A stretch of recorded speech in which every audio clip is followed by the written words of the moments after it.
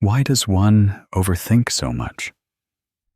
Overthinking leads to headaches. Prolonged thinking causes fatigue, and scattered thoughts never allow the heart to be at peace. There are nights when I lie down, my body at rest, yet my mind keeps racing endlessly, from worrying about tomorrow to reminiscing about yesterday, from fearing loss to regretting what has passed. Sometimes I ask myself if I am truly living, or just wearily existing on an endless path of thoughts with no stopping point. The older one gets, the heavier the burdens in their heart. When young, a full meal and a good night's sleep were enough to be happy. As an adult, joy becomes harder to find, while worries are always ready to visit. Worrying about not having enough money, about unfinished work, about others not understanding us, about an uncertain future ahead. Some worries drain our energy before they even have a chance to materialize. In truth, thinking is not inherently bad. Humans need to think to learn, to grow, to avoid mistakes. But when thinking exceeds its limits, it becomes a burden. Thoughts no longer serve to solve problems, but only to torment oneself. Overthinking something that is past, yet cannot be changed. Constantly thinking about a future that hasn't arrived, yet no one can be certain what tomorrow will bring. The mind grows weary. The heart grows heavy. There are times when we are so busy that we forget we only have this one life to live. Time passes very quickly, much faster than we imagine. What's gone cannot be brought back. What's lost cannot be retrieved. A day that has passed is gone forever. Yet, we spend too much time worrying, complaining, and tormenting ourselves over things that aren't worth it. Life is more valuable than money. Time is more precious than gold. Yet, we waste it on thoughts that exhaust us. Life is short. It's not too long, nor truly too short, but short enough that we shouldn't squander it. To live one more day is already a blessing. Yet often we live a day as if carrying the burden of 100 weary days. We forget to cherish what we have, forget to look at the good things right before our eyes, only to endlessly chase after things that may not even belong to us. Have you ever asked yourself why the more you live, the more tired you become? Why your heart is no longer as light as before? Why joy comes and goes so quickly, while sorrows linger for so long? Perhaps it's not because life is too harsh, but because our mind has thought too much, thinking too much about others' opinions, too much about careless words, too much about winning and losing. If we look closely, most of these things do not determine our happiness, yet they are powerful enough to keep us awake all night long. Buddhist teachings remind us that suffering doesn't necessarily come from circumstances, but from attachment in the mind. We suffer because we want everything to go our way. We suffer because we don't accept impermanence. We suffer because we cling tightly to things that should have been let go. When the mind still clings, still compares, still calculates, no matter how abundant life may be, the heart remains restless. Sometimes all it takes is to pause for a moment, think a little less, worry a little less, Find something simple to do.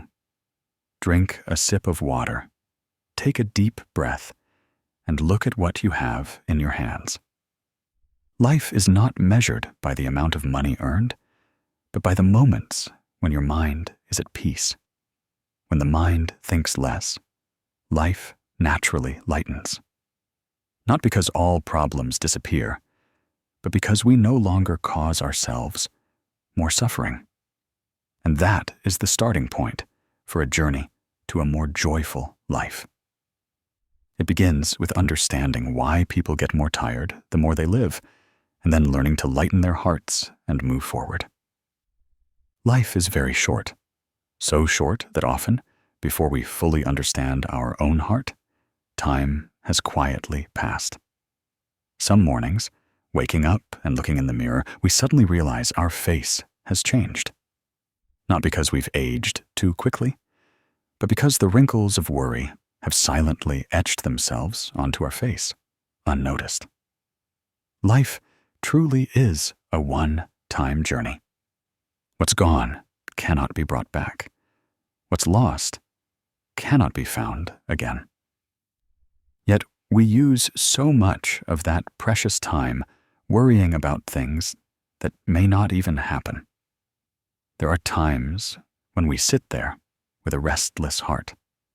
Nothing has happened yet, but our mind has conjured up all sorts of scenarios, worrying that tomorrow's work won't go smoothly, worrying that the person we love will change, worrying that the future is bleak, that we're not good enough, not strong enough, not lucky enough. Life hasn't even reached tomorrow, but our mind is already tired from today. In truth, the greatest fatigue isn't from working too much, but from thinking too much. Life doesn't tell us what's going to happen. You don't know what will happen a minute from now. You also don't know who will leave first, you or the person next to you. Some mornings we're having a meal together, and by afternoon, we hear that person has been hospitalized. Some words we thought could be said tomorrow end up becoming words left unsaid. But people often forget that. We keep thinking that time is long. There are many opportunities. We can wait a little longer. And so, we continue to worry about distant things while neglecting what is most important, right in front of us. In reality, anxiety doesn't make the future better. Anxiety only makes the present heavy. We worry because we want to control life, but life has never been fully within anyone's grasp. We worry because we fear loss, but the more we fear loss, the less we dare to live fully. We worry thinking that if we prepare enough, plan deeply enough, we will avoid suffering. But there is some pain that cannot be avoided. We can only learn to go through it. In ancient teachings, the Buddha once reminded that everything in the world is impermanent. Nothing lasts forever, including joy and sorrow. But people often forget that. We keep thinking that today's troubles will stay with us for a very long time, that these difficulties will never pass. And so, our mind becomes even heavier. But looking back at the path we've walked, how many old worries are still intact? Most of them have already passed. It's just that we didn't know it at the time. Sometimes, sitting quietly for a moment, we realize that we have wasted too much energy on unnecessary things. We worry about how others see us. We worry about what's said behind our backs. We worry about whether we're recognized or not. But in reality, everyone is busy worrying about their own lives. No one has enough time to constantly think about us as much as we imagine. Everyone in life has to live and carry their own worries. No one is so idle as to dedicate their entire life to judging others. In truth, contentment is a form of wisdom, not because of a lack of ambition, but because of understanding that some achievements may not necessarily bring peace. Contentment is when you find a meal delicious, have a peaceful sleep, have someone to think of, and a place to return to. Contentment is when you don't compare your happiness with the lives of others. Contentment is when you understand that you don't need to have everything, just need to keep your mind at peace. Sometimes we think that just a little more will make us happy. A little more money, a little more success, a little more recognition. But once we achieve it, we want even more. The heart never feels enough, so troubles never cease. That's the loop many people are stuck in, constantly running and worrying without knowing where they're going. Life is very short. So short that if we constantly worry, we won't have time to truly live. Living isn't just existing day by day. Living is knowing how to feel what's happening. Knowing how to find joy in simple things. Knowing how to be sad, but not letting sadness drown us. Living is when you're tired, you rest. When you're troubled, you let go. When you're hurt, you stop and breathe. There's a very ordinary story that makes many people pause when they hear it. Lan is a typical office worker. Her days begin with an alarm clock and end with exhaustion. She worries a lot. Worries about her boss's dissatisfaction, about job instability, about a bleak future. Her mind is always full of racing thoughts. Even when she gets home, her body is tired, but her mind hasn't had a break. Lan's mother lives in the countryside, and every day she texts her daughter to check in. Sometimes it's just a very short question. "Are you tired today, dear?" Lan reads the message, and her heart warms a little, but then she thinks she can reply later that evening, as she has too many other things to worry about right now. And so, the message is read, but the reply is postponed. That afternoon, as Lan sat in her office, her phone vibrated. It wasn't her mother's familiar text, but a call from a relative. Her mother was suddenly hospitalized. Lan's ears rang. Her heart pounded. Her mind went blank. She rushed to the hospital, and sitting in the cold hallway, Lan opened the old message, the one she had thought she would reply to that evening. But that evening, everything was different. Lan sat silently for a long time. All her worries about work, about the future, about things that hadn't happened, suddenly became insignificant. She suddenly realized that for all these years, she had worried about things that might not even come, and forgotten to cherish what she had. A message she hadn't sent in time, a greeting she hadn't managed to say, became the thing that caused her the most anguish. In truth, everyone's life can have such a moment. Not everyone realizes it before it's too late. We keep thinking we have time, but time has never promised anything to anyone.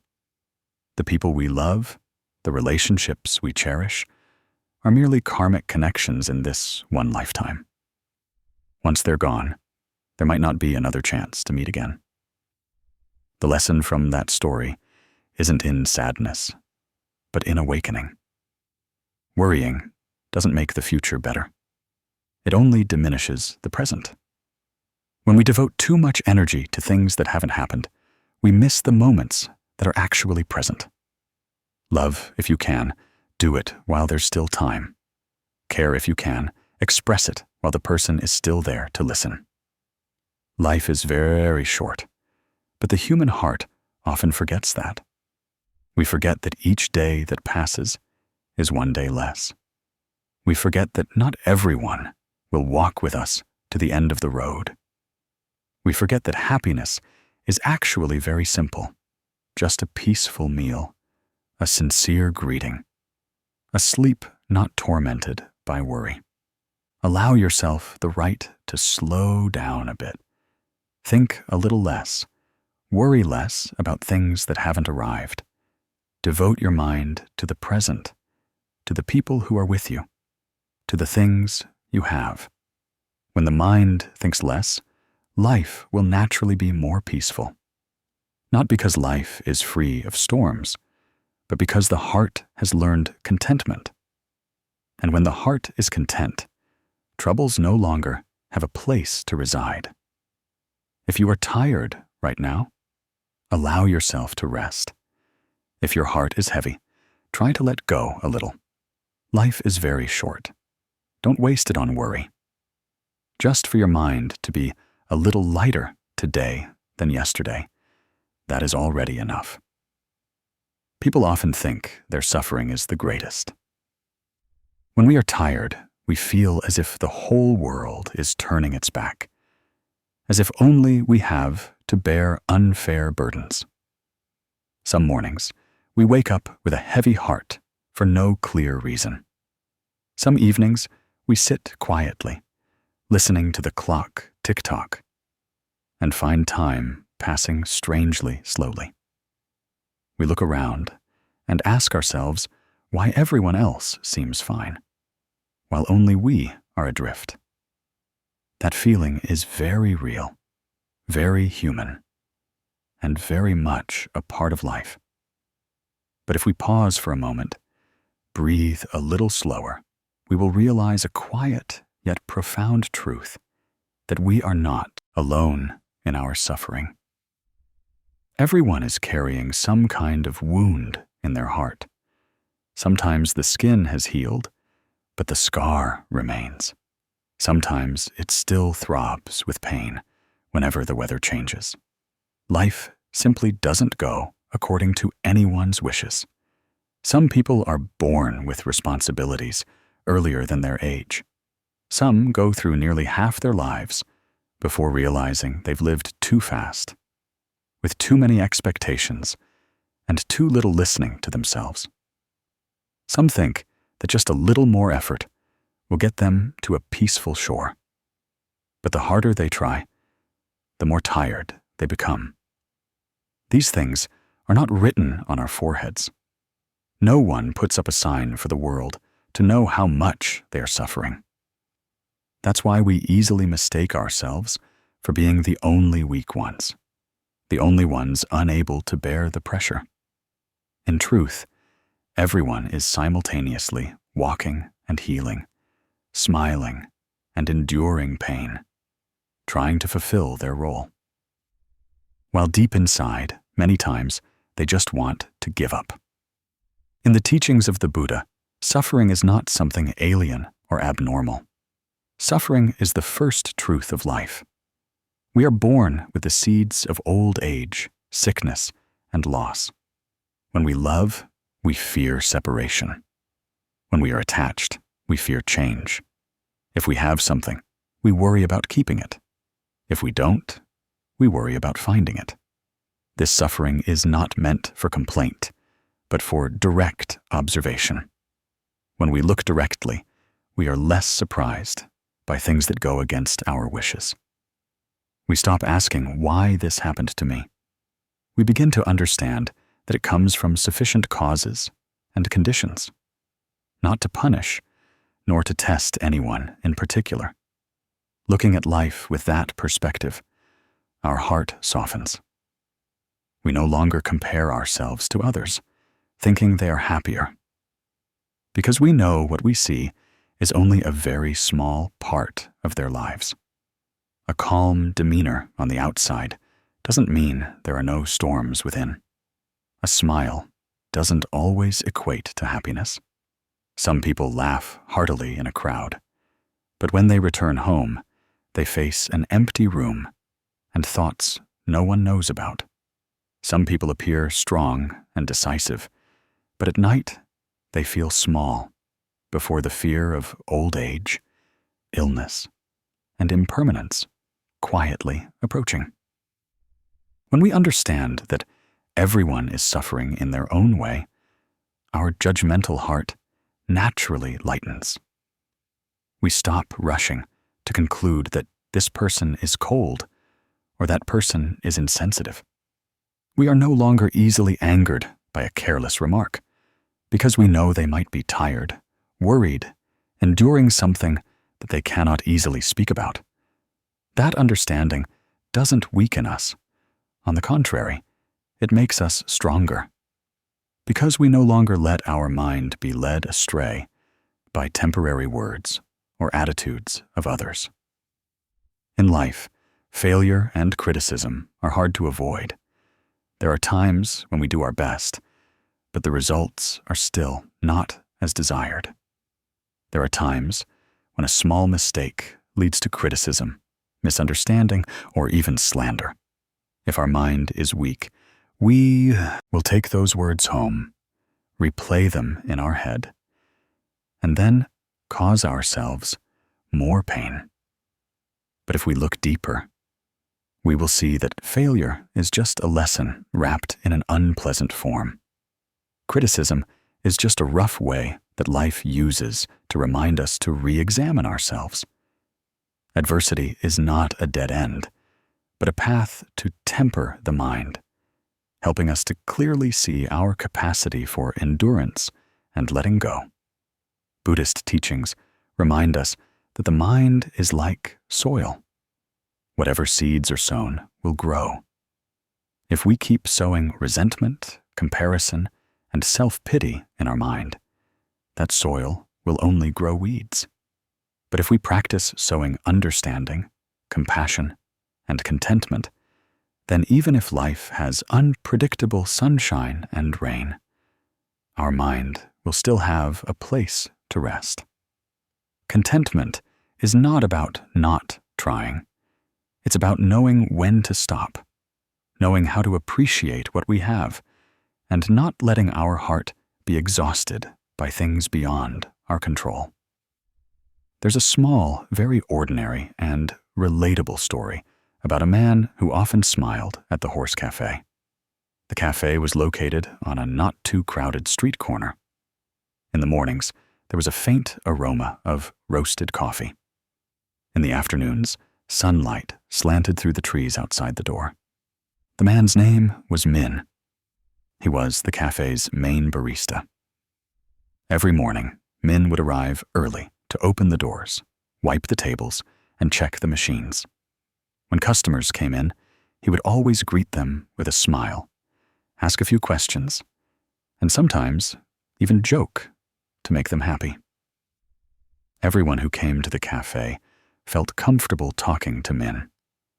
People thought he was carefree and loved life, probably with nothing to worry about. But few knew that after the cafe closed, Min stepped into a completely different life. He didn't go home to rest, as many imagined. He stopped by the market to buy a few groceries and then hurried back to the small room where his mother was gravely ill. His mother had been bedridden for a long time, needing someone to care for her at every meal, with every dose of medicine. During the day, Min went to work.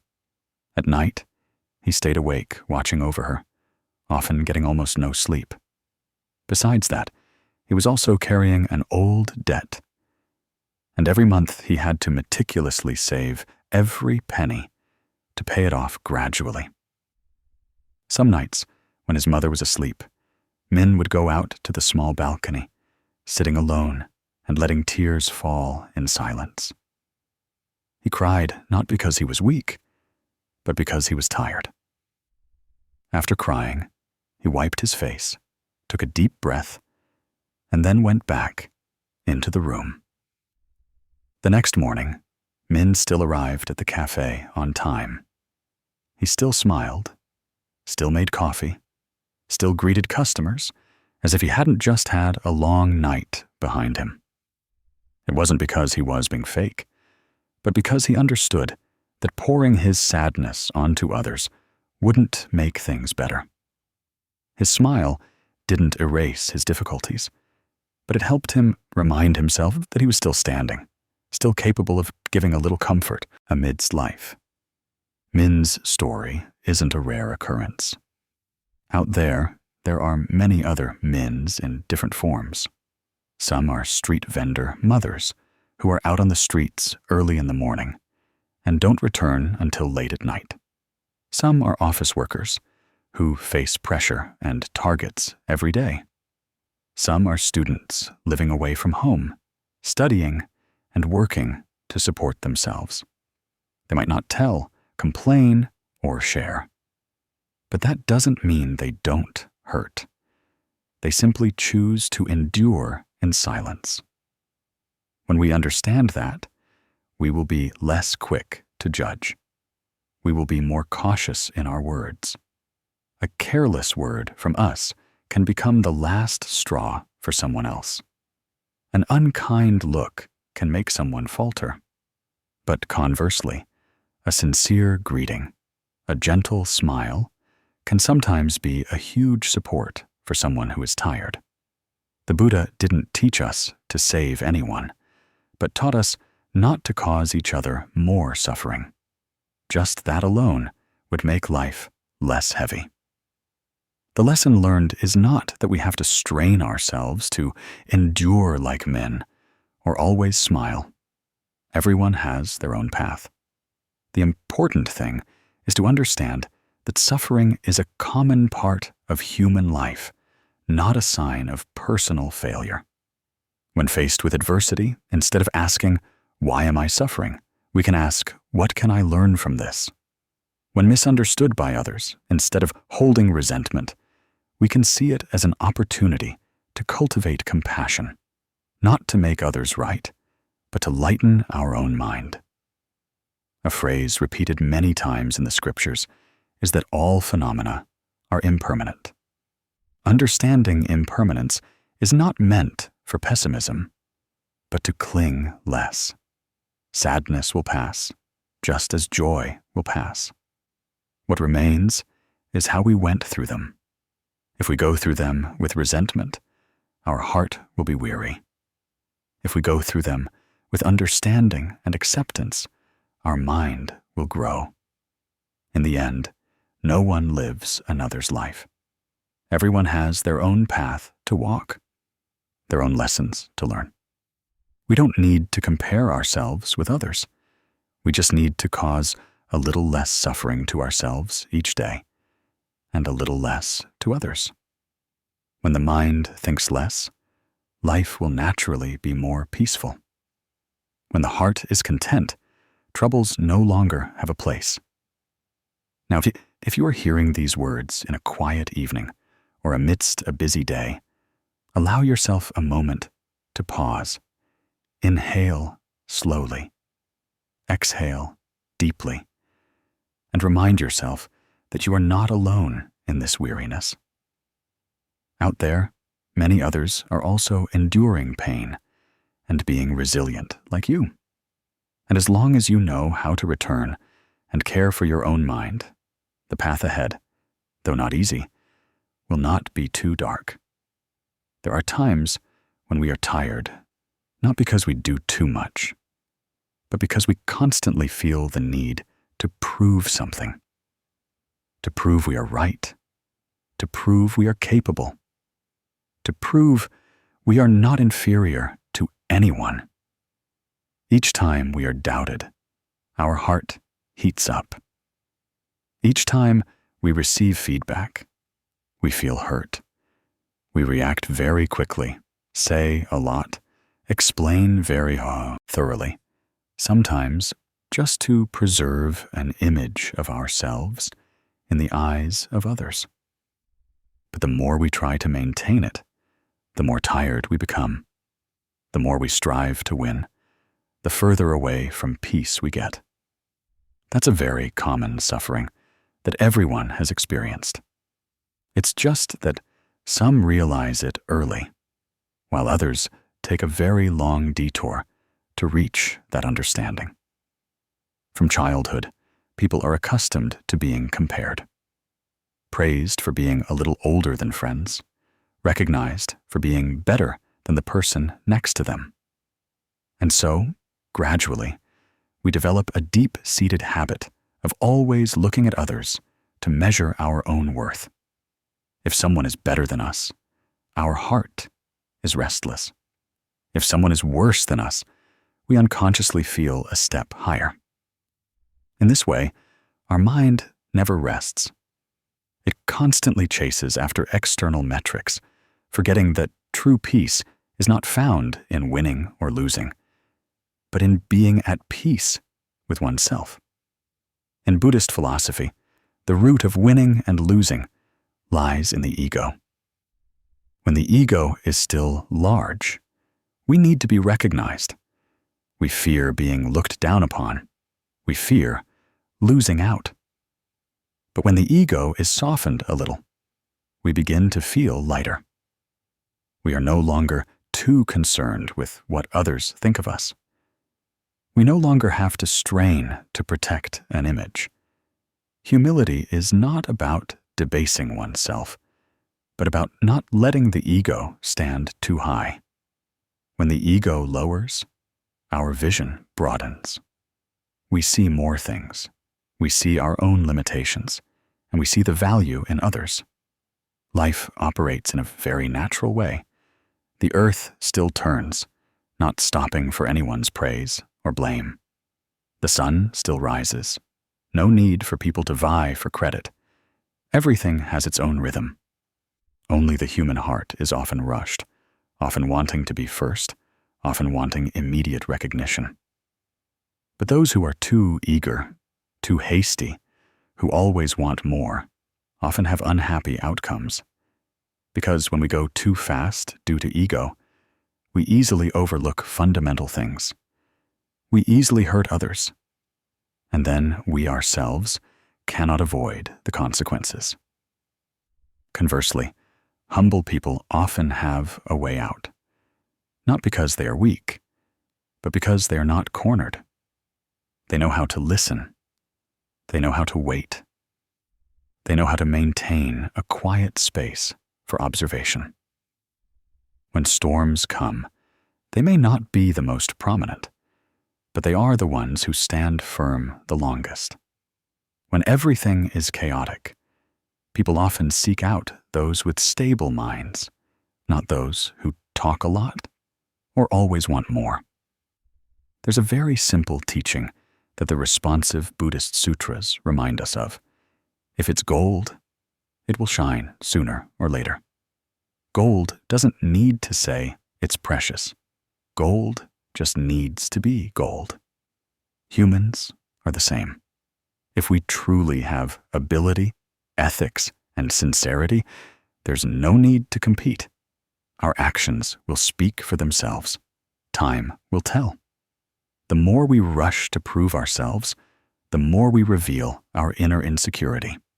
The more quietly we do our part well, the more inner stability we accumulate, which no one can take away. In Buddhist teachings, humility is linked to letting go of the desire to be superior to others, letting go of the need to win every argument, letting go of the idea that everyone must understand and recognize us. When we can let go of these things, our mind lightens considerably. We are no longer drawn into futile arguments. We no longer feel the need to win or lose in trivial matters. We begin to be content, knowing what we have, what we can do, and accepting that some things don't need to be fought for. Karmic connections in life are very strange. Sometimes we think we're at a disadvantage by yielding to others, but then one day, that very yielding opens up another path for us, a more peaceful, more lasting one. When we don't contend, we keep people's goodwill. When we don't strive, we maintain trust. When we don't resent, we preserve our own peace of mind. These things cannot be measured immediately, but over time, they become a very solid foundation for life. There's a small story about a person who didn't contend for advantage. In a small business group, several people contributed their efforts, discussed, and offered ideas. Tuan was the quietest. In meetings, he usually let others speak first. When something was successful, he wasn't quick to take credit. When there was a mistake, he didn't shift blame. Many people looked at him and thought Tuan was too meek. Some even thought he lacked assertiveness and didn't know how to stand up for himself. In the beginning, Tuan didn't get much attention. But then the group faced a crisis. A project ran into trouble, and internal tensions began to rise. The people who used to talk a lot started to suspect each other. It was then that everyone suddenly realized that Tuan was a man of few words, but he worked very steadily. He knew every detail, understood every relationship. More importantly, he didn't take sides and carried no personal desire to win or lose.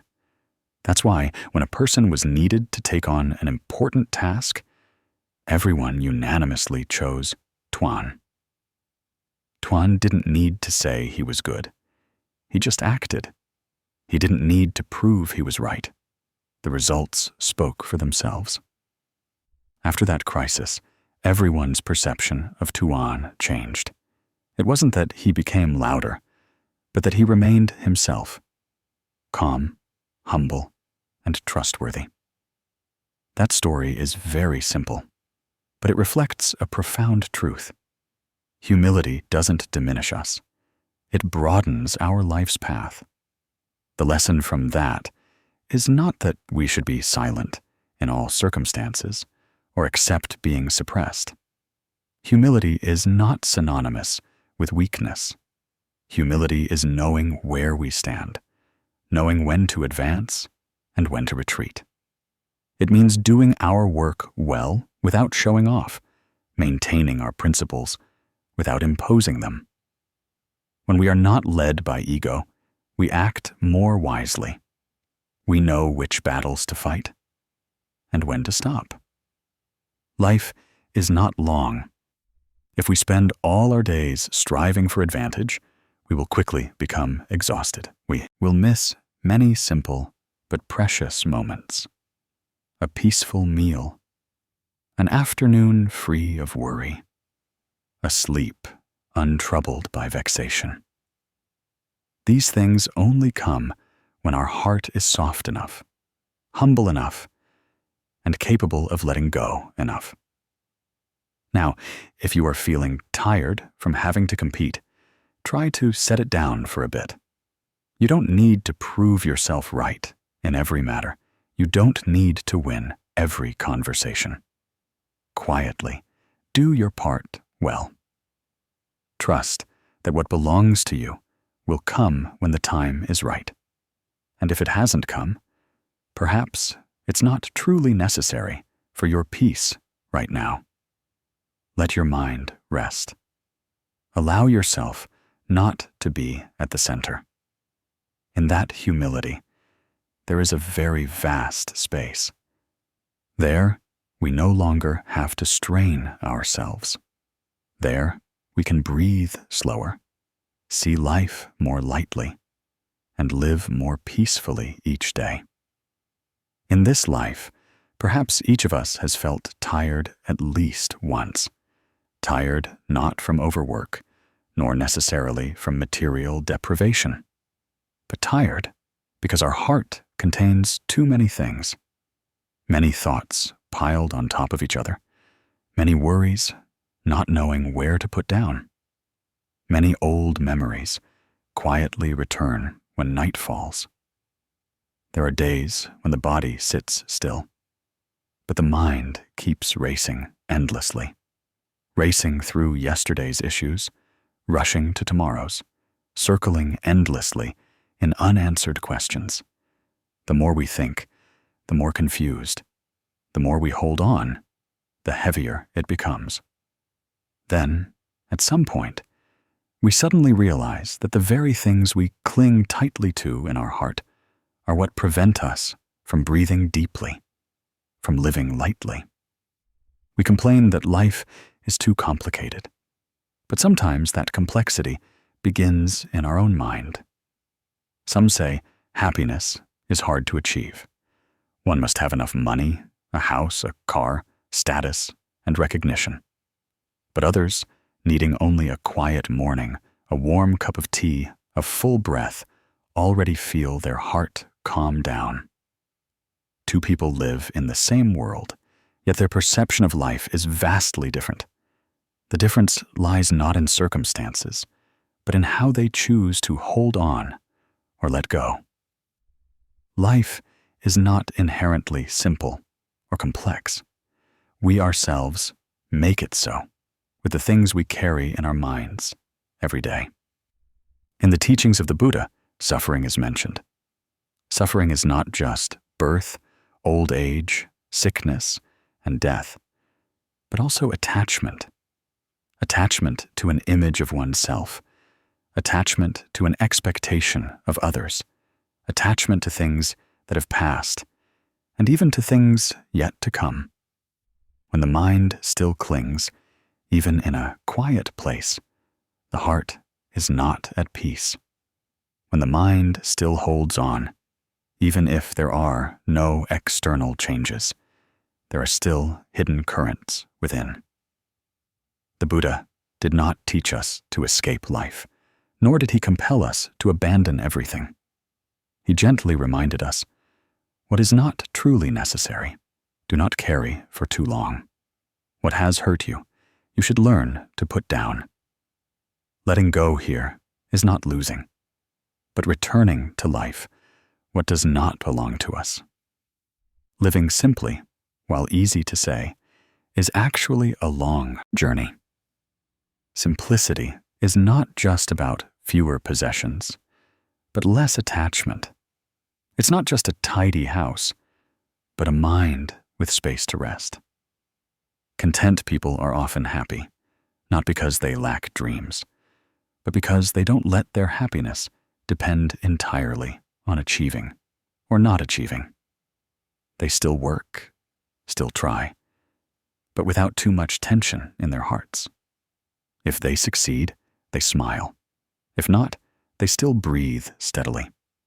Forgiving people are often lighthearted, not because they have never been hurt, but because they understand that holding on to an old wound only makes them more tired.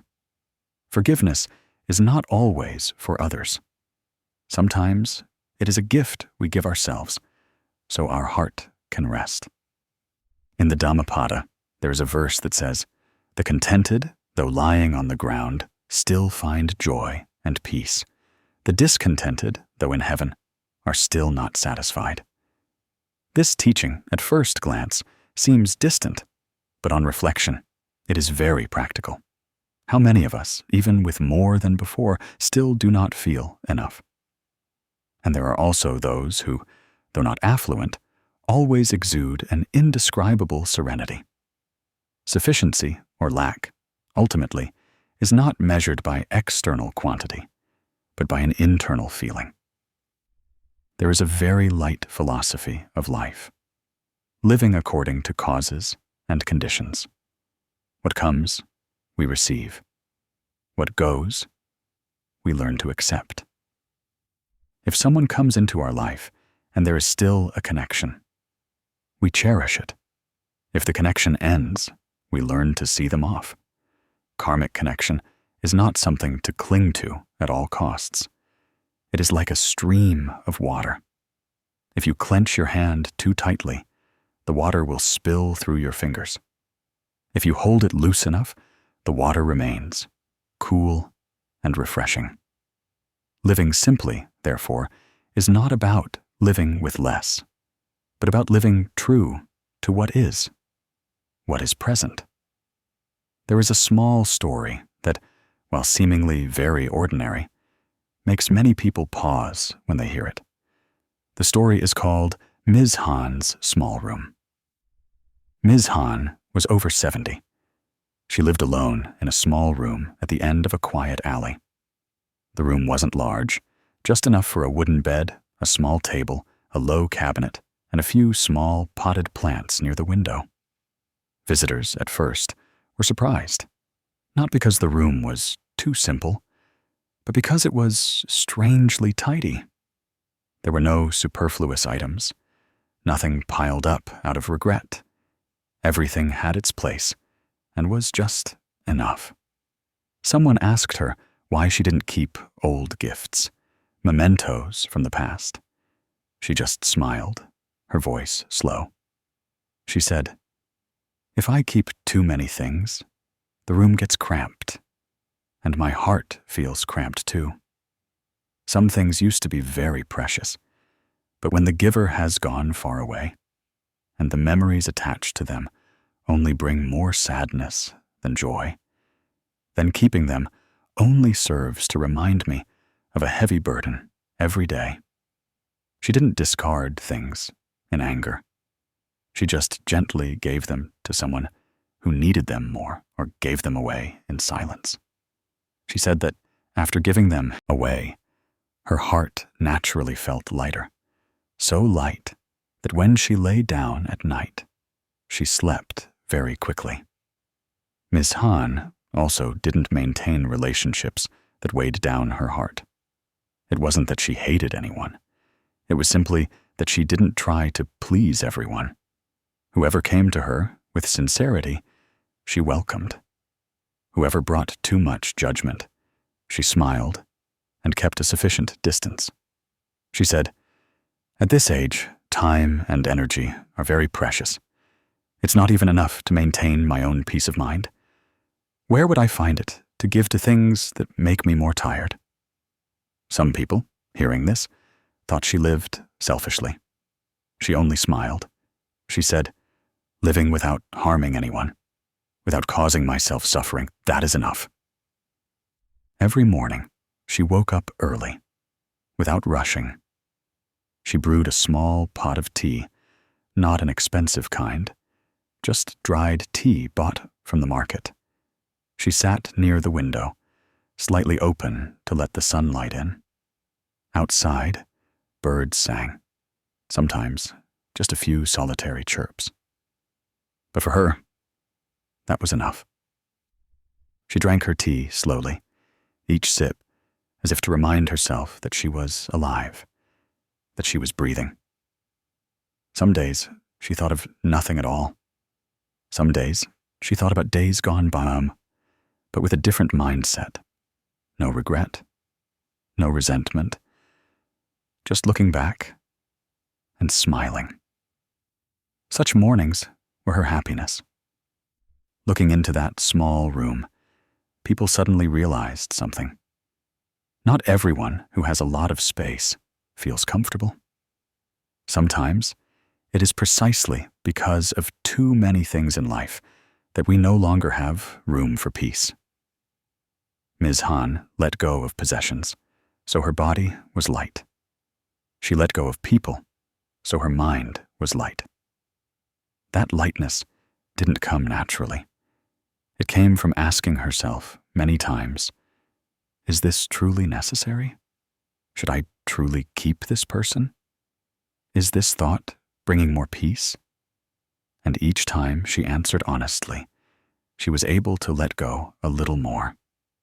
The lesson from that story is not that we have to live exactly like Ms. Han. Not everyone can or wants to live alone in a small room. But each of us can learn to tidy up our lives, from visible things like possessions and schedules, to more subtle things like memories, relationships, and thoughts. As for memory, sometimes it also needs periodic data deletion, not erasing everything, but deleting what is outdated, what has hurt us, what no longer has nourishing value. For those who hurt us, if we cannot forgive, at least don't let them continue to occupy space in our minds every day. For past events, if they cannot be changed, don't carry them as a lifelong burden. Being able to let go is a blessing. The blessing is not that life will be free of storms, but that there is more space in our heart to breathe. When the mind is simple, we begin to see everything more clearly. We know what we need and what we don't. We no longer chase after too many standards set by others. We no longer compare ourselves to everyone else in a wearying way. We learn to return and care for our inner self, to listen to our body and mind more. Whenever we feel heavy-hearted, we don't blame ourselves for being weak. We just ask ourselves if we are holding on to too many unnecessary things. Simple living, ultimately, is not a destination, but a way of journeying. Each day, let go a little. Each day, keep what truly nourishes. That could be a good habit, a healthy relationship, a quiet moment just for yourself. When walking on that path, we don't need to rush, nor do we need to be perfect. We just need to be honest with our feelings and brave enough to put down what has tired us for too long. If right now you feel your heart is heavy, try to pause for a moment. Inhale slowly. Exhale deeply. You don't need to immediately think about changing anything. Just realize that you have the right to live lighter. You have the right to choose simplicity, and you are not wrong for wanting a peaceful life with fewer internal storms. Let what is unnecessary fall away. Keep what warms your heart. Little by little, you will see that life is not as complicated as you once thought. When the mind thinks less, when the heart is content, troubles will naturally find their way to leave. There are times in life when we feel so tired that we just want to sit still, do nothing, and think no more. But the more we want peace, the more restless the mind becomes. The more we want to forget, the clearer the memories. Some pains are not so great as to immediately make us collapse, but they are persistent enough to subtly drain our life energy. Every day, we still go to work, still laugh and talk, still fulfill our responsibilities. But inside, we are always as taut as a string pulled for too long, not yet loosened. Many of us are living this way, carrying old things, unhealed wounds, unspoken resentments. And then we ask ourselves why we are increasingly tired, increasingly sad, increasingly finding life heavier than before. Perhaps it's because we mistakenly believe that holding on tight is strength, not forgetting is profound, and not letting go is being loyal to our own emotions. We fear that if we let go, we will lose, be weak, or deny what we have endured. We think that pain is proof that we once loved, once trusted, once sacrificed. But rarely do we stop to ask a very simple question. If we hold on like this, who is bearing the most burden? It's not the person who caused us harm. It's not the past that has flowed by, but our present self. Every day, we have to live with a heavy mass in our heart. No one sees it. No one fully shares it. Only we silently endure it. In the Buddha's teachings, there is a very ordinary truth that anyone can feel if they observe themselves. That is, suffering comes not only from what happens externally, but also from how we cling internally. When an event has passed, but the mind is still bound, that event has not truly ended. When a person has left, but emotions of resentment and blame still linger, that person is still present in our mind every day. The Buddha did not teach us to forget immediately, nor did he teach us to force a smile to get through it. The Buddha only gently reminded us that all phenomena are impermanent. All emotions arise and pass away. Only clinging makes them last and become many times heavier. Letting go in this spirit is not denying what has happened. Letting go is not saying that it is unimportant. Letting go is simply allowing ourselves not to continue carrying it anymore. It's like when we have walked a very long distance. The backpack on our back initially contained all necessary things, but the further we walk, the more we realize that some items are no longer used. Some things only make our shoulders more tired. If we stubbornly carry everything just because we regret the initial effort of packing, in the end, we will be the one exhausted. Letting go, at this moment, is an act of kindness to oneself, not weakness, as we once thought. In daily life, we often hear the saying that forgiving others is a gift for them. But looking deeper, we will see that forgiveness is first and foremost a gift for ourselves. Not everyone deserves our forgiveness, but we deserve a lighter soul. Resentment is like drinking poison ourselves and hoping someone else gets hurt. The other person may have forgotten, moved on, lived their life in their own way. But we, every day, still chew on the old story, having internal dialogues about things that no longer have a chance to change. The Buddha once compared the clinging mind to a clenched fist. When we clench our fist, we cannot hold anything new, nor can we relax to rest. Only when the hand opens can we truly feel the inherent lightness. There is a verse in the scriptures that says if one clearly understands the causes and conditions of all things, the human heart will naturally settle. What happens in our lives is not accidental, nor is it entirely due to someone intentionally causing us suffering. Each relationship is the result of many overlapping conditions. Some come from the past, some from circumstances, some from wounds that the other person himself has not yet healed.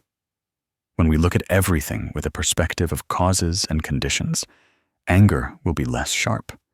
Resentment will be less deep.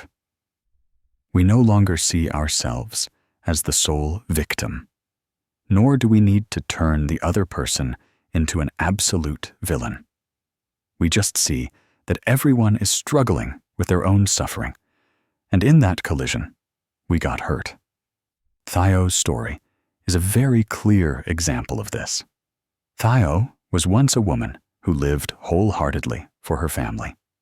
She trusted, sacrificed, and placed her complete faith in her partner, whom she thought would accompany her through her long life. When betrayal occurred, Thayo's world seemed to collapse. It was not just the pain of losing a person, but also the feeling of having everything she had given denied. Thayo didn't cry much in front of others. She chose to be silent, swallowed her pain, and told herself she had to be strong. But that strength gradually turned into a hard shell, within which a smoldering resentment burned for 20 years. For those 20 years, Thayo still lived, still worked, still raised her children. But every time night fell, old memories returned. Unanswered questions repeatedly ran through her mind. Why was I treated this way? How could that person so easily turn their back? Why won't this pain leave me? Thayo didn't speak out, but her body gradually did. Prolonged headaches, sleepless nights, unexplained rapid heartbeats. The doctor said she had chronic stress, and that if she didn't change, her health would worsen. One afternoon, lying alone in her hospital room, Thayo suddenly realized something very clearly. The person who had hurt her years ago was not lying there. That person was not the one suffering, feeling tired, and fearing for her own health in the future. She was the only one bearing it all. For 20 years, she thought she held on to that resentment to not forget the lesson, to not allow herself to be hurt again. But the truth was, that resentment had become an invisible prison, trapping her in an unchangeable past. Thayo's decision to let go didn't come from any profound advice. It came from a very human, very real moment. When she felt she no longer had the strength to continue carrying that burden, she didn't forget what had happened. She also didn't go back to reconcile or mend anything. She just chose not to let it continue to occupy space in her mind. Whenever old memories arose, instead of having resentful dialogues, she quietly acknowledged that she was remembering, and then returned to her breath, to the present. It was very difficult at first. Some days, the old feelings returned so strongly that she thought she had made no progress. But gradually, moments of stillness appeared more often, lasted longer. She began to sleep and eat better. And for the first time in a very long time, she felt she was truly living in the present. The lesson from that story is not that everyone needs to wait 20 years to let go. The lesson lies in the fact that letting go of resentment is not an act for others, but a liberation for oneself. When we let go, we don't make the past disappear, but we stop letting the past control the present. When we let go, we don't say that the pain was small, but we say that our life ahead is big enough not to be completely overshadowed by it. The Buddha once said that a wise person is not one who is never hurt, but one who does not let that hurt lead their entire life. The storms of life don't come to defeat us, but to temper us, to make us softer, more well-rounded, and more understanding of life. If we constantly resist the storms with rigidity, we will easily break. If we learn to soften, the water will flow past, the wind will blow by, and we will still be there, only a little deeper, a little calmer. Perhaps right now, as you hear this, there is something in your heart that you cannot let go of. A person, a memory, a regret, a feeling of injustice. There's no need to rush. Letting go is not a one-day task. Letting go is a process that begins with looking directly and being honest with yourself.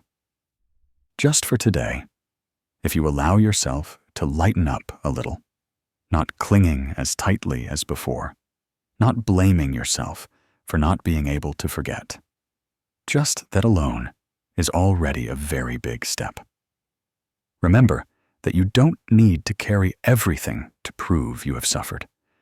You don't need to cling tightly to affirm the value of what has passed. This life already has enough burdens. If you can set down even a very small part, your mind will have a little more space to breathe, to recover, to receive new things. And in that space, peace has a chance to sprout, very naturally, very gently, as it has always been waiting for you for a long time. There are times when we feel so tired that we don't want to say anything more, tired of having to remember what we said, what we promised, what we concealed, tired of fearing that others will discover the dishonesty in our words, tired of having to strain to maintain an image that even we ourselves are unsure we still believe. Many of us live our whole lives in that state, not because we are bad, but because we fear disadvantage. We fear that speaking the truth will offend, that living straightforwardly will lead to suppression, that being kind will be seen as foolish. And so, we choose a roundabout path, choosing to say differently, do differently, think differently from what we truly believe. At first, it's just a little. Then it becomes a habit. And then one day, we ourselves no longer recognize who we are. When night falls, the body lies still, but the mind is restless. The words from the day keep repeating in our head.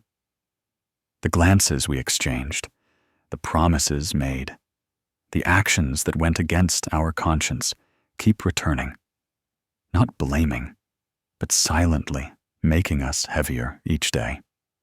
We thought we were clever to make life easier, but it turns out we were making it harder for ourselves. In Buddhism, suffering comes not only from great loss or pain.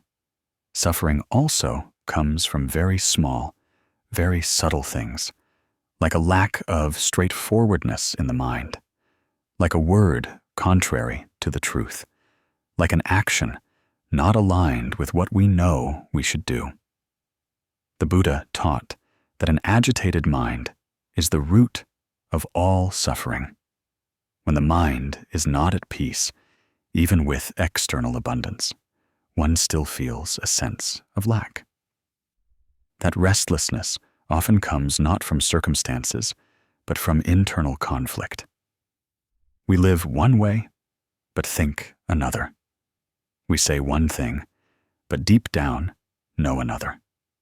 That division prevents the mind from ever resting. In the Eightfold Path, there are right speech and right action, which means truthful speech and actions, not to be a good person in the eyes of the world, but to keep our own mind from being confused. When words align with truth, when actions align with conscience, the mind naturally lightens.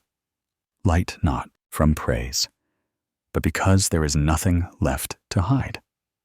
The Buddha did not teach us to be perfect, but taught us to be straightforward with ourselves. Sincerity, therefore, is not a virtue to display. Sincerity is a state of being. It's when what you think in your heart, your words try to align with it as closely as possible. It's when you know something is wrong. You don't try to find excuses to justify it. It's when you realize you haven't done something, you dare to admit you haven't done it. In daily life, this sounds simple, but practicing it is very difficult, because living sincerely often comes with immediate disadvantages. You might lose an opportunity. You might be misunderstood as rigid, or be considered unreasonable. But the Buddha taught that everything in life follows causes and conditions. An immediate disadvantage is not necessarily a disadvantage in the long run. An immediate gain is not necessarily a lasting gain. But sow sincerity, and the fruit of peace will come. It might be slow, but it will never be lost. People who live insincerely may achieve many things faster, but they pay the price with constant anxiety. People who live sincerely may go slower, but every step is firm. Their mind doesn't need to race to correct what has been said or done. That very firmness is the foundation for a light life. The scriptures say that if the mind is straight, speech is straight. If speech is straight, action is straight. If action is straight, life is naturally peaceful. Ancient masters also taught that practitioners do not fear a lack of blessings, only fear a lack of a sincere mind. Because blessings can be gradually accumulated, but an insincere mind moves further and further from oneself. When we live not according to what we believe, every day is a tiring day. Tired of playing a role, tired of remembering a script, tired of not daring to breathe deeply. Conversely, when we dare to live truly, dare to speak truly within our capacity, then even if there are clashes, the mind still has a place to return to. Living truly doesn't mean saying everything we think, nor does it mean using the truth to hurt others. Living truly means not intentionally deceiving for personal gain and keeping our heart unbent. The Buddha taught the middle way, which is a moderate path. Sincerity is also like that. It needs wisdom to accompany it. But whether skillful or unskillful, the core is still not to betray one's conscience. There's a very ordinary story about a man named Nam. Nam was not an outstanding person, nor was he particularly prominent. He worked in a school where cleverness was sometimes understood as knowing how to hide things, knowing how to say things differently to please superiors. There were times when Nam was suggested that if he just altered the numbers a little, or said something a little differently in the report, everything would go smoothly. No one would be significantly affected, the company would be fine, and he himself would benefit. At first, Nam was very conflicted. He understood that if he refused, he might be seen as uncooperative, might lose promotion opportunities, might be singled out. But each time he thought about having to live in anxiety, having to remember what he had said that was untrue, he felt suffocated. Nam chose to speak the truth. He presented exactly what he saw. No additions, no omissions.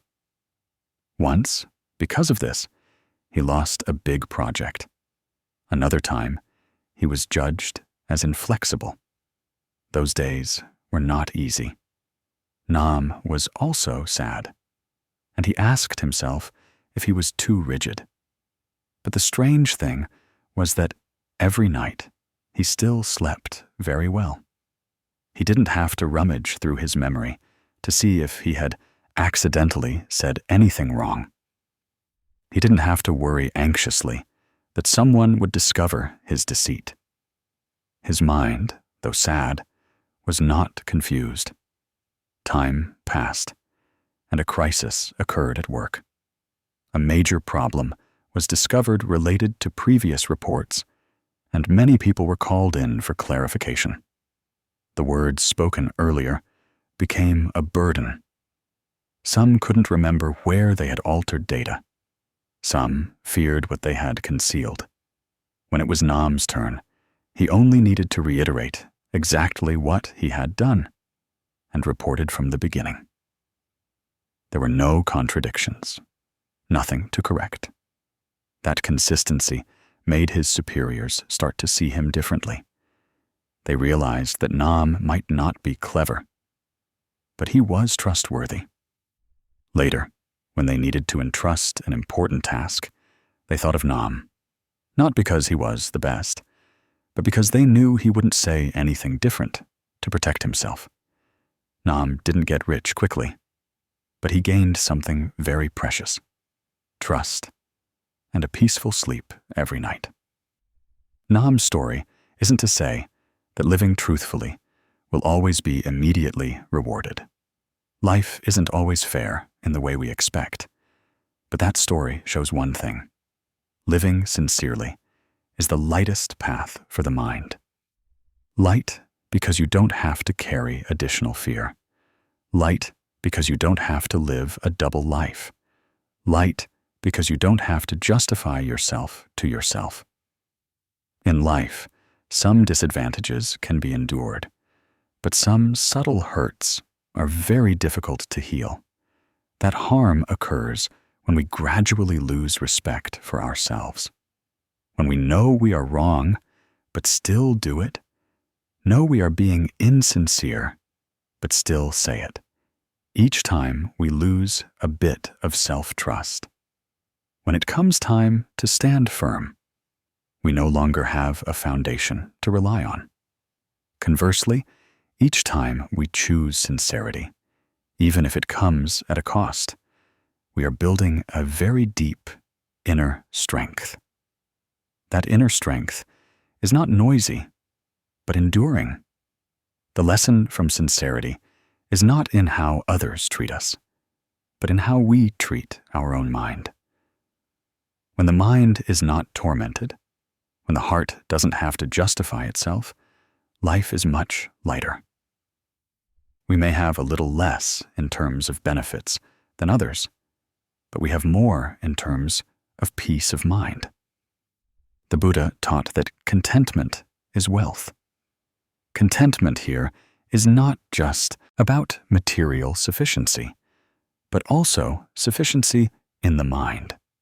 Sufficiency means not having to trade peace of mind for things that are not likely to last. A contented person will not lie out of greed, nor live crookedly out of fear. They choose the straight path, even if it's slow, because they understand that the destination is not just success, but peace and joy with every step. If you can remind yourself of one thing, when life makes you tired, remember that no one can live your life for you. No one can bear your sleepless nights for you. No one can carry your feeling of unease when your words and your heart don't align. Therefore, allow yourself the right to live sincerely within your capacity. You don't need to be perfect. Just be a little more straightforward than yesterday. When you make a mistake, dare to admit it. When you haven't done something, dare to say you haven't. When you have to refuse something wrong, dare to accept the disadvantage. Each time you do so, your mind will lighten a little more. Once it's lighter, life will naturally become less heavy. And in that lightness, you will understand that living truthfully may be difficult at first, but it is the lightest path for a lifetime. There are days when we do nothing wrong, and no one intentionally hurts us, yet our heart is still heavy. An unfavorable glance, a seemingly careless word, or simply a very small thing that doesn't go as desired, is enough to unsettle our mind for an entire morning. Troubles often don't come from major events, but from the way we perceive things. We suffer not necessarily because of circumstances, but because we are standing at too narrow a viewpoint, too familiar with our ego. And when that ego is touched, even very lightly, the mind immediately reacts, generating irritation, discomfort, and then silently accumulating into fatigue. Perhaps each of us has fallen into that state. We feel we are right. We feel we have been wronged. We feel we have tried hard enough, but others don't understand or appreciate us. We blame life for being unfair. We blame others for being heartless, forgetting that everyone is living in their own world, carrying burdens that we don't see. When we only stand in our own position to judge, to desire, troubles easily arise. But if we try to shift a little, try to put ourselves in the other person's shoes, looking at things with different eyes, many things that used to bother us suddenly become much lighter. In Buddhist philosophy, suffering comes not only from what happens externally, but primarily arises from the mind's internal distinctions and attachments. We are accustomed to thinking that everything must go our way, that others must behave in the way we deem correct.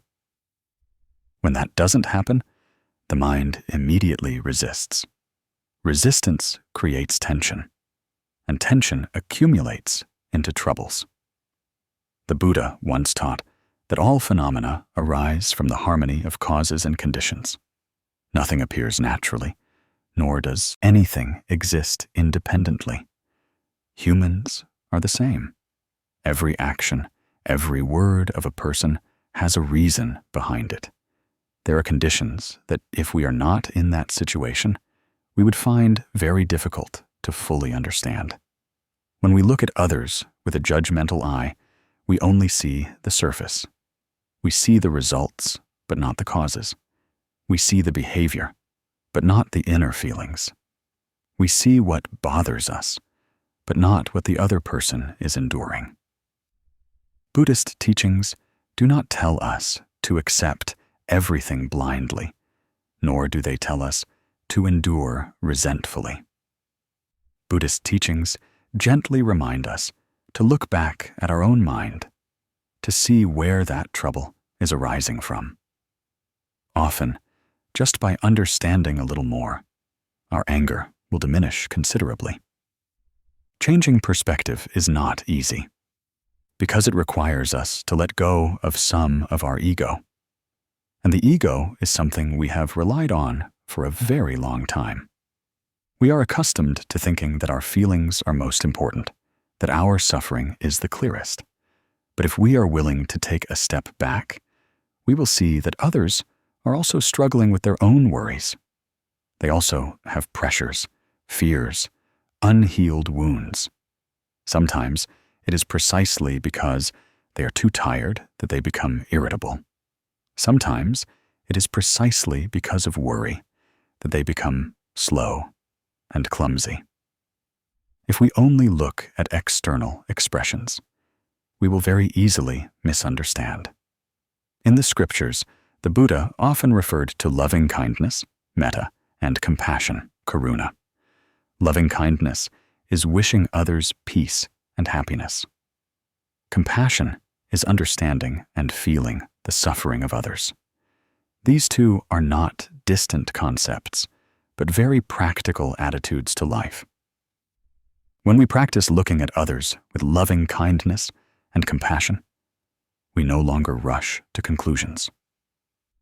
We slow down a bit to listen. We open our hearts a bit to empathize. And it is that openness that makes our mind lighter first, even before it brings benefit to others. There is a very simple truth that we often forget. You are not them, and they are not you. You do not live their life, do not carry their burdens, do not experience the pain they have endured, just as they cannot live for you, cannot fully feel what you are enduring. When we remember this, we will demand less from others to fully understand us, and also be less harsh when others do not behave as we wish. Life is a series of intertwined relationships. No one can live separated from others. Every day we interact with many people, each carrying a different state of mind. If we maintain the habit of reacting immediately according to our emotions, our mind will get tired very quickly. But if we practice observing, gently asking ourselves internally, perhaps they are going through something, then the irritation will not be as fierce as before. There's a very ordinary, simple story that contains a profound lesson about changing perspective. Mai was a diligent, punctual, and responsible person at work. In her office, she had a colleague who was frequently late. Every morning, when Mai was already at her desk, the chair next to her was still empty. At first, Mai only felt slightly annoyed, but gradually, that annoyance turned into irritation. She thought the other person lacked awareness, disrespected the team, and affected the overall progress. Each time she saw the empty chair, an unpleasant feeling arose in Mai. Although her own work was not directly affected, Mai didn't speak out, but that irritation silently accumulated. It followed her home, making her feel more tired than usual. She found herself easily irritable, easily annoyed by small things. That empty chair, though it said nothing, became a thorn in her mind. One day, in a rare moment, Mai suddenly wondered why the other person was always late. Instead of continuing to judge, she decided to ask gently, The conversation was very normal. There was no blaming, no complaining. And Mai suddenly learned that her colleague had to care for a sick toddler. Every morning, taking her child to the doctor and asking someone to help watch the child often made her late. The colleague didn't speak out for fear of bothering, and also didn't want to bring personal matters into work. After listening, Mai was silent for a long time. She said nothing more, but something in her heart settled. From that day on, the empty chair was still there every morning.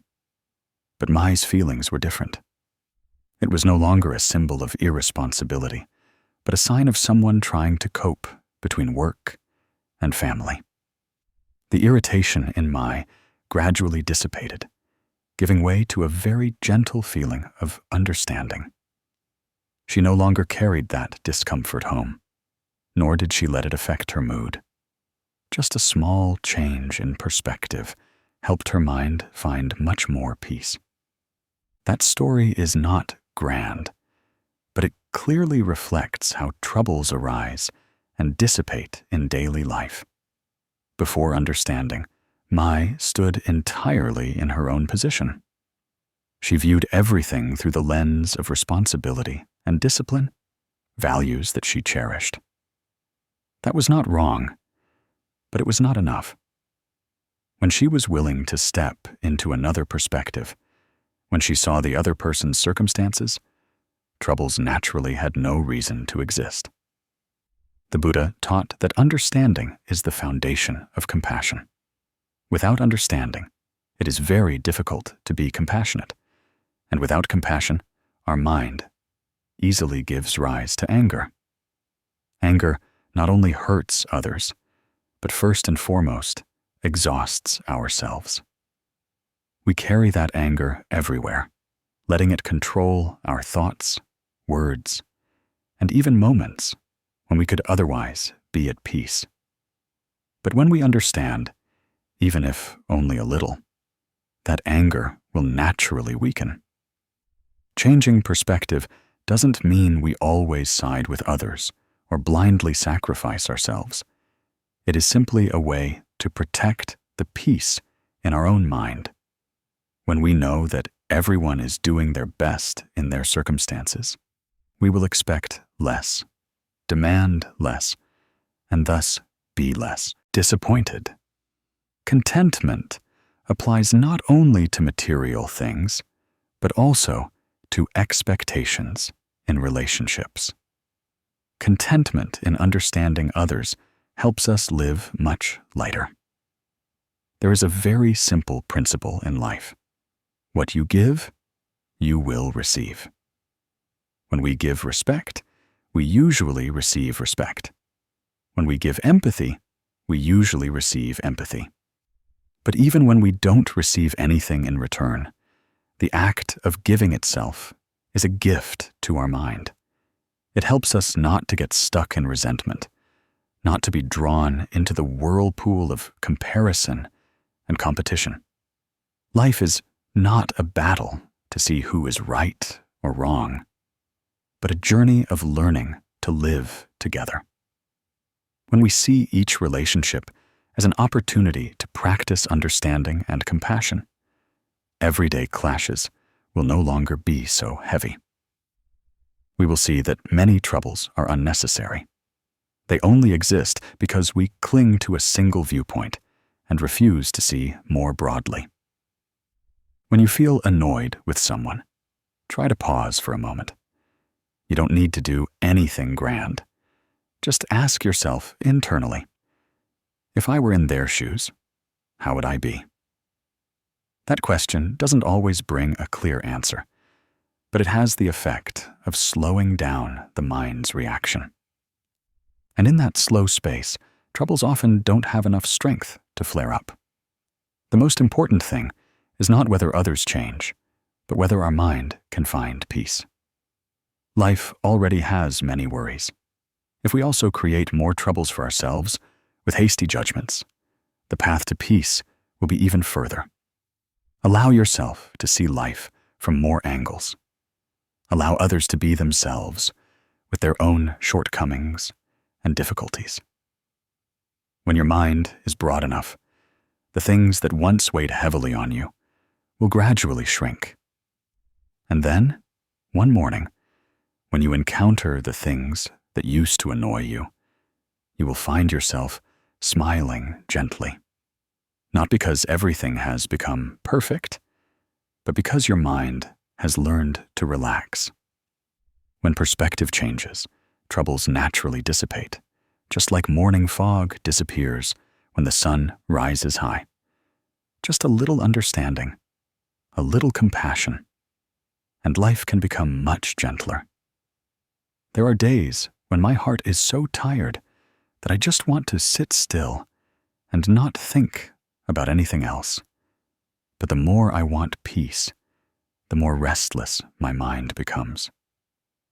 Thoughts keep appearing, thinking about what has passed, thinking about what has not yet arrived, thinking about the person who hurt me, thinking about things that didn't go as desired.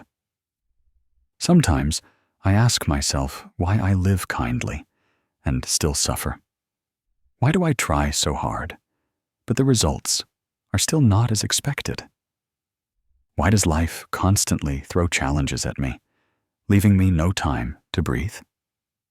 In truth, the greatest suffering is not in circumstances, but in our unwillingness to accept that some things simply cannot be otherwise. People often get tired, not from doing too much, but from thinking too much.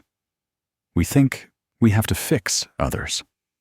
We think we have to control everything.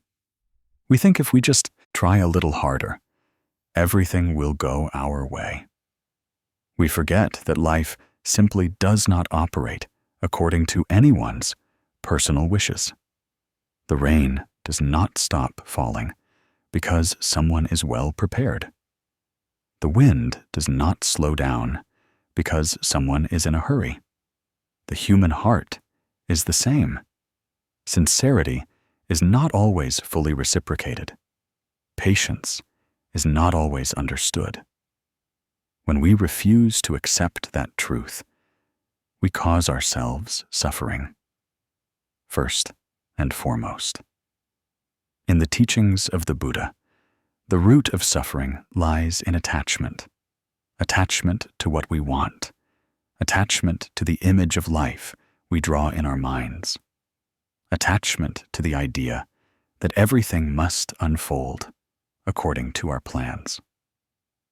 When reality doesn't align with our desires, the mind immediately resists circumstances, resists others, resists ourselves.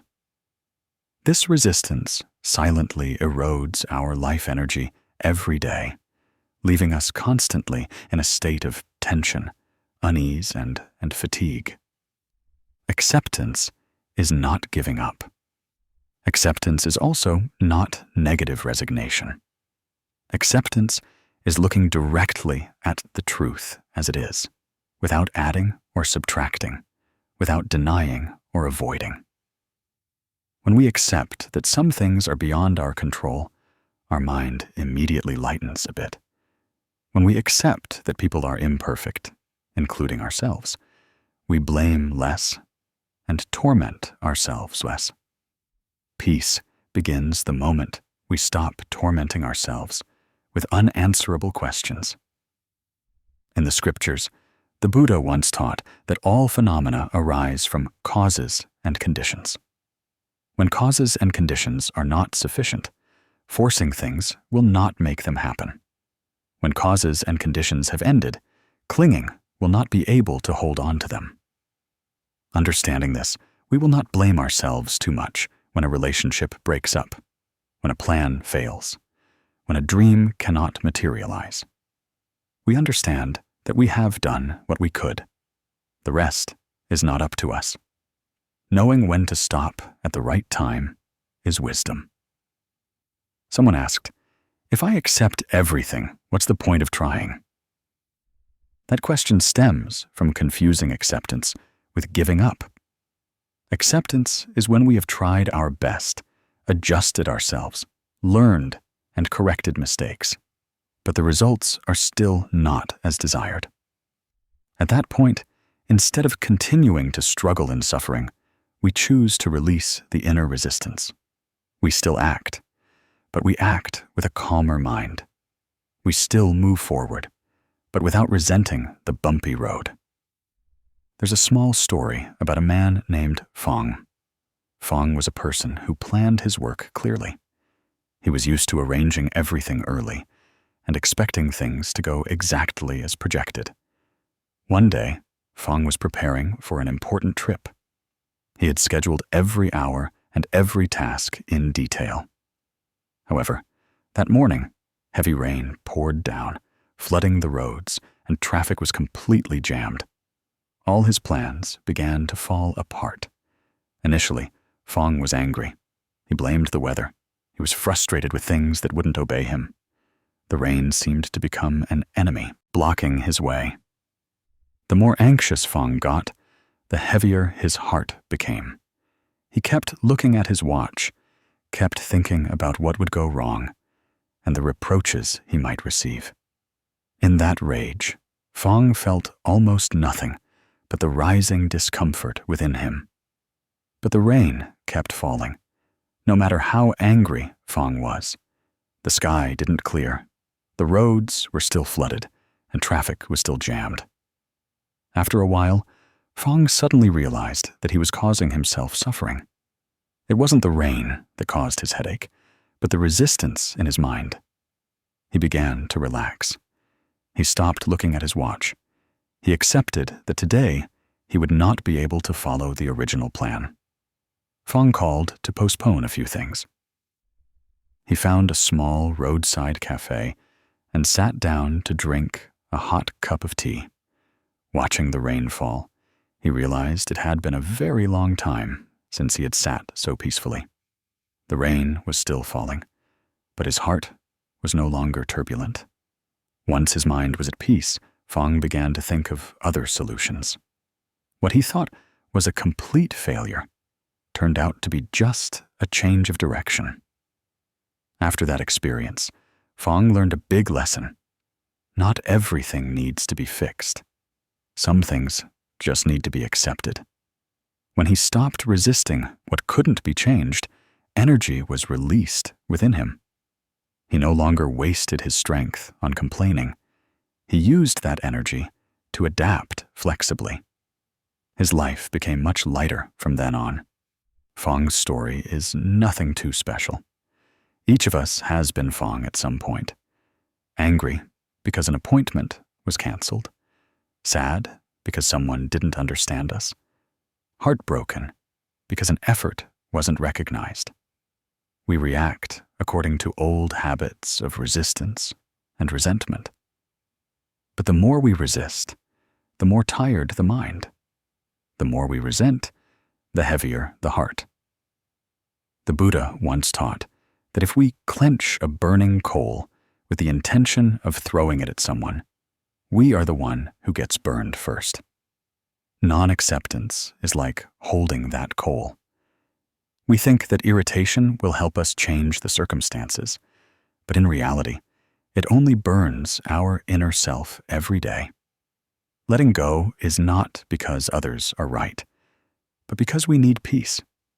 In life, there is some pain that cannot be avoided, but there is also a great deal of suffering that we create for ourselves. We suffer because we expect too much. We suffer because we want everyone to live according to our standards. We are tired because we try to hold on to things that it is time to let go of. When we learn to accept, we no longer waste energy on invisible wars in the mind. We use that time to care for ourselves. Acceptance is also about accepting ourselves. Accepting that there are times when we are weak. Accepting that there are times when we are wrong. Accepting that we cannot be perfect in everyone's eyes. When we no longer hate the imperfect parts of ourselves, we begin to live more authentically. We don't need to strain to prove anything. We don't need to compare ourselves to anyone. Peace comes from reconciling with oneself. Meditating for a few minutes each day is enough to change a life. This is not just an empty saying. When we sit still, observing our breath, observing thoughts coming and going, we gradually realize that most of the things that cause us suffering exist only in our mind. We clearly see the arising and passing of emotions. We are no longer swept away by every thought. We learn to let everything pass without clinging. That is the practice of acceptance in every moment. Some people think that acceptance is weakness, but in reality, acceptance requires a great deal of courage. Courage to look directly at the truth. Courage to let go of illusions that have been nurtured for too long. Courage to admit that we cannot control everything. When we are brave enough to accept, we become freer. Free from torment, free from unnecessary desires. In life, there will be rainy days like Fang's Day. There will be times when things go off schedule. If we learn to smile at the rain, sit down, and breathe deeply, we will see that life still has many things to support us. Changing circumstances is not always the only way. Sometimes, just by changing our perspective, the whole world is different. As you listen to this, perhaps you are thinking of something you are trying to resist. A circumstance, a person, a truth. If you can, try to set that burden down for a moment. You don't need to solve it immediately. Just allow yourself to accept that the present is as it is. Just that is enough for your mind to be less heavy. Life doesn't promise to always be gentle, but we can learn to be gentle with ourselves. Acceptance doesn't make us lose. Acceptance helps us stand firmer. When the mind is at peace, we will know how to move forward. And sometimes, the peace we have been seeking for so long is not in changing life, but in ceasing to resist it. Today, perhaps many of us are tired. Tired of small things repeating every day. Tired of an unkind look. Tired of a careless word that nevertheless gets stuck in our heart for a very long time. There are times when we feel we are suffering not because of a big problem, but because we don't know where to put our emotions to rest. Just a word that touches our ego is enough to make our heart race. Just a small misunderstanding can make the whole day heavy. We ask ourselves why we get angry so easily. Why can just a small thing make our mind turbulent?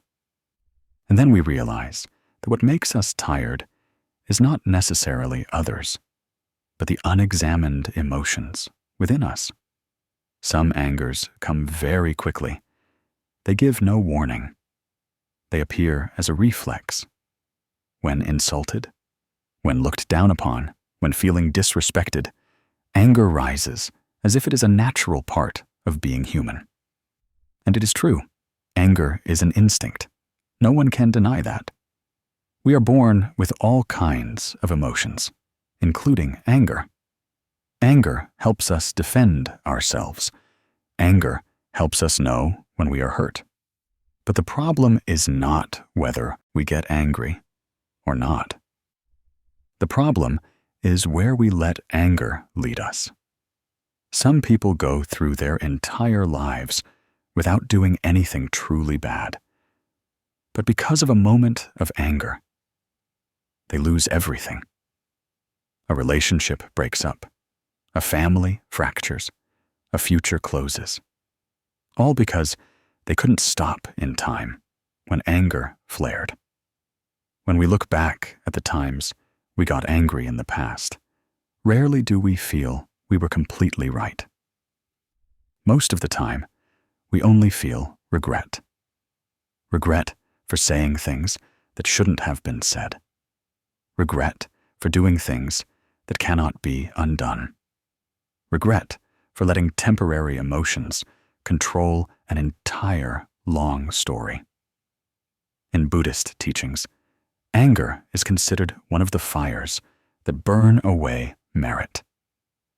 Not because the Buddha forbade people from getting angry, but because the Buddha clearly saw the consequences of not controlling one's mind. Anger makes us blind. Anger distorts the truth. Anger turns a kind person into someone who causes harm. When the mind is dominated by anger, we no longer clearly see the causes and conditions of the situation. We only see our ego being threatened. We only want to react to vent. But reaction is never a long-term solution. The Buddha once taught that one who conquers thousands of people is not necessarily strong. One who conquers oneself is truly strong. Victory here is not suppression, not trying to appear calm while boiling inside. Victory is seeing the anger present. Victory is knowing you are agitated. Victory is not letting emotions pull you further. That is a very ordinary, very familiar awakening, but also very difficult if you have not practiced it. When we understand that all emotions arise from causes and conditions, we will blame ourselves less and also blame others less. Anger does not appear spontaneously. It comes from long accumulated experiences. Perhaps we have endured too much. Perhaps we have not said what needed to be said. Perhaps we have become accustomed to swallowing emotions until they explode. Understanding this, we will begin to treat ourselves more gently. We will see that mastering emotions is not about forcing ourselves to always be gentle, but about knowing how to care for inner wounds before they become anger. There is a very simple teaching that an angry word can chill an entire winter. When angry, we often think we are just saying it to get it over with, but the listener can carry those words for a very long time. Some words are heard and then forgotten, but there are also words that remain in others' hearts for many years. We do not see what our words cause. We only see our anger discharged for a moment. But the price to pay often comes very slowly, very deeply, and is very difficult to heal. The more we mature, the more we understand that we don't always need to speak. We don't always need to react.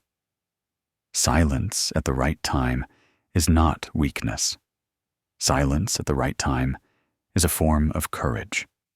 It is when we are clear-headed enough to know that if we speak now, we will speak out of anger, not out of understanding. It is when we love ourselves enough not to do things that we will later regret. In life, there will always be challenging situations that test our ability to control our emotions. There are times when we are misunderstood, times when we are slandered, times when we are treated unfairly. These things are not pleasant. No one feels good when they're hurt, but it is in such moments that we clearly see how much we have grown. Do we choose to react, or do we choose to stop? Do we choose to make a big deal out of it, or do we choose to keep our heart peaceful? There's a very ordinary story about a man named Dung. Dung was not a religious practitioner. He was a regular working man with a family, a job, and pressures like anyone else. Dung used to admit he was hot-tempered. He didn't like being insulted. He hated the feeling of being looked down upon. And because of that, he had gotten into trouble more than once just because he couldn't control his anger. One afternoon, after a tiring day at work, Dung stopped by a small restaurant to eat. The place was crowded, the atmosphere noisy. As he sat down, a stranger made a rather unpleasant remark, implying that Dung was cutting in line. In reality, it was just a small misunderstanding. But in his tired and stressed state, that remark was like a spark hitting a gas tank. His heart pounded quickly. Blood rushed to his face. In his head, he had only one thought. He was being insulted. Dung sprang up, his hands clenched, a retort already on the tip of his tongue. Just one more second, and perhaps things would have gone out of control. But at that exact moment, he remembered a piece of advice he had once heard from an older friend. When you're angry, do nothing for 3 minutes. If you can get through those 3 minutes, the anger will subside. Dung didn't know if that advice was true, but in that moment, he decided to try. He said nothing. He sat back down. He closed his eyes for a moment, took a deep breath, and exhaled slowly. At first, the anger was still there. It urged him to stand up. It whispered that he couldn't let others talk to him like that. But Dung continued to breathe. He paid attention to his heartbeat. He felt his breath going in and out. He didn't try to suppress the anger. He just didn't let it command him. 3 minutes passed slowly, and then something strange happened. The anger was no longer as fierce as it had been initially. It was still there, but it was less sharp. Dung opened his eyes and looked back at the person who had just spoken to him. That person was also busy with their own thoughts, showing no sign of wanting trouble. Dung suddenly realized that if he had reacted immediately, things might have gone very far. There might have been an exchange of words, a scuffle, and the consequences would have been unpredictable. Dung decided to let it go. He finished his meal and left. On his way home, he felt his heart was much lighter. Not because he had defeated anyone, but because he had defeated himself. For the first time in his life, he clearly felt the power of stopping at the right moment.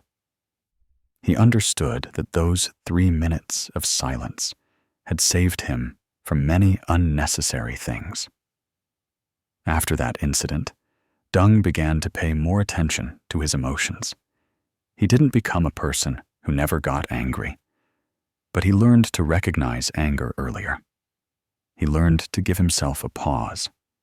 He couldn't always do it, but each time he did, he felt a little more grown. He understood that mastering emotions is not a destination, but a process. Dung's story is nothing too profound. It's not about complex theories. It just reminds us that between reaction and action, there's always a gap. In that gap, we have the right to choose. We can choose to let anger lead us, or we can choose to return to our breath, to clarity, to our self-respect. The lesson from this story is very simple. The strongest person is not the one who always dominates others. The strongest person is the one who does not let temporary emotions destroy long-term values. Mastering emotions does not weaken us. On the contrary, it helps us live more steadily amidst the ups and downs of life. When we are not swept away by anger, we have more space to understand others, understand ourselves, and understand circumstances. In the karmic connections of life, not everyone who makes us angry is a bad person. Perhaps they are also tired. Perhaps they are also carrying their own suffering. When we look at everything with this perspective, anger will naturally subside somewhat, not because we are right, but because we choose not to cause ourselves more suffering. Letting go of a little self-pride, we preserve a great deal of peace. Emotional contentment is also a form of practice. Contentment here means knowing that we don't always need to win. We don't always need to compete. Sometimes, a peaceful heart is enough. When we don't demand that others understand us immediately, we will feel less disappointed. When we don't expect others to behave exactly as we expect, we will feel less angry. This life is impermanent. Everything comes and goes very quickly. A word that makes us angry today might mean nothing a few years later. But the wounds caused by anger can remain for a very long time.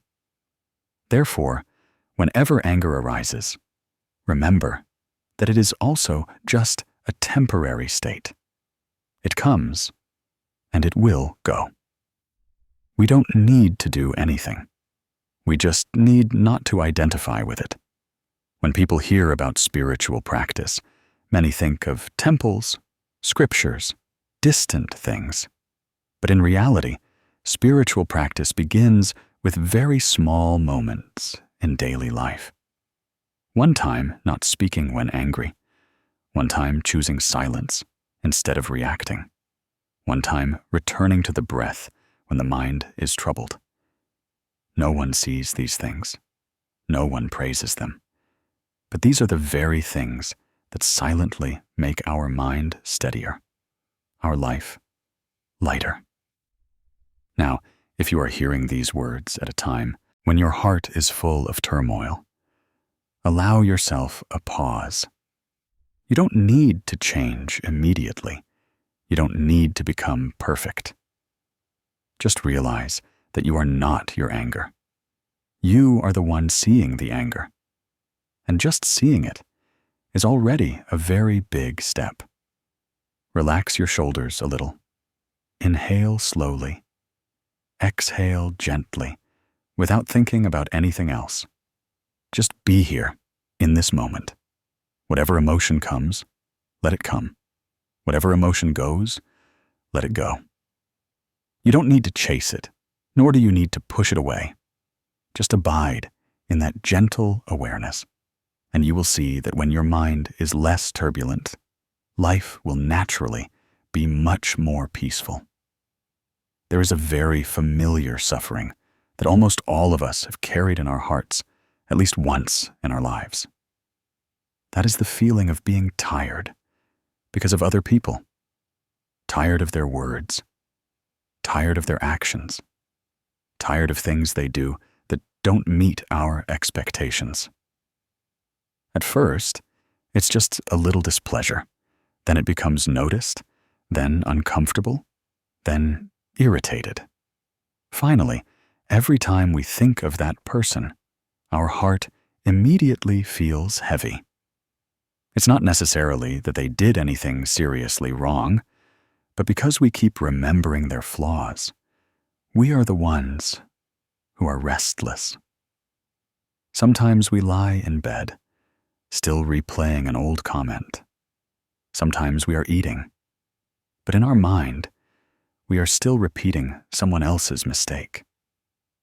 Sometimes we sit among loved ones, but our mind is full of comparison and blame.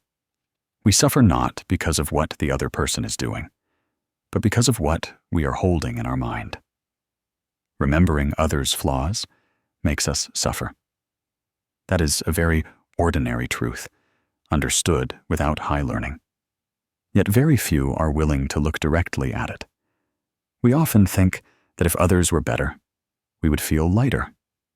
If they changed, we would be happier. If they made fewer mistakes, we would be less sad. But rarely do we ask ourselves why we remember those flaws so well. Why a harsh word can stay in our mind for a very long time, while 10 kind words pass by very quickly. Why we can reel off others' mistakes, But when asked about their strengths, we hesitate. It's not because they lack good qualities, but because our mind is accustomed to focusing on deficiencies, accustomed to remembering imperfections. And that very habit makes our life heavy. In Buddhist teachings, there is a very simple yet profound truth. The mind is like soil. Whatever seeds are sown will sprout. If we sow the seed of remembering flaws, the seed of irritation will grow.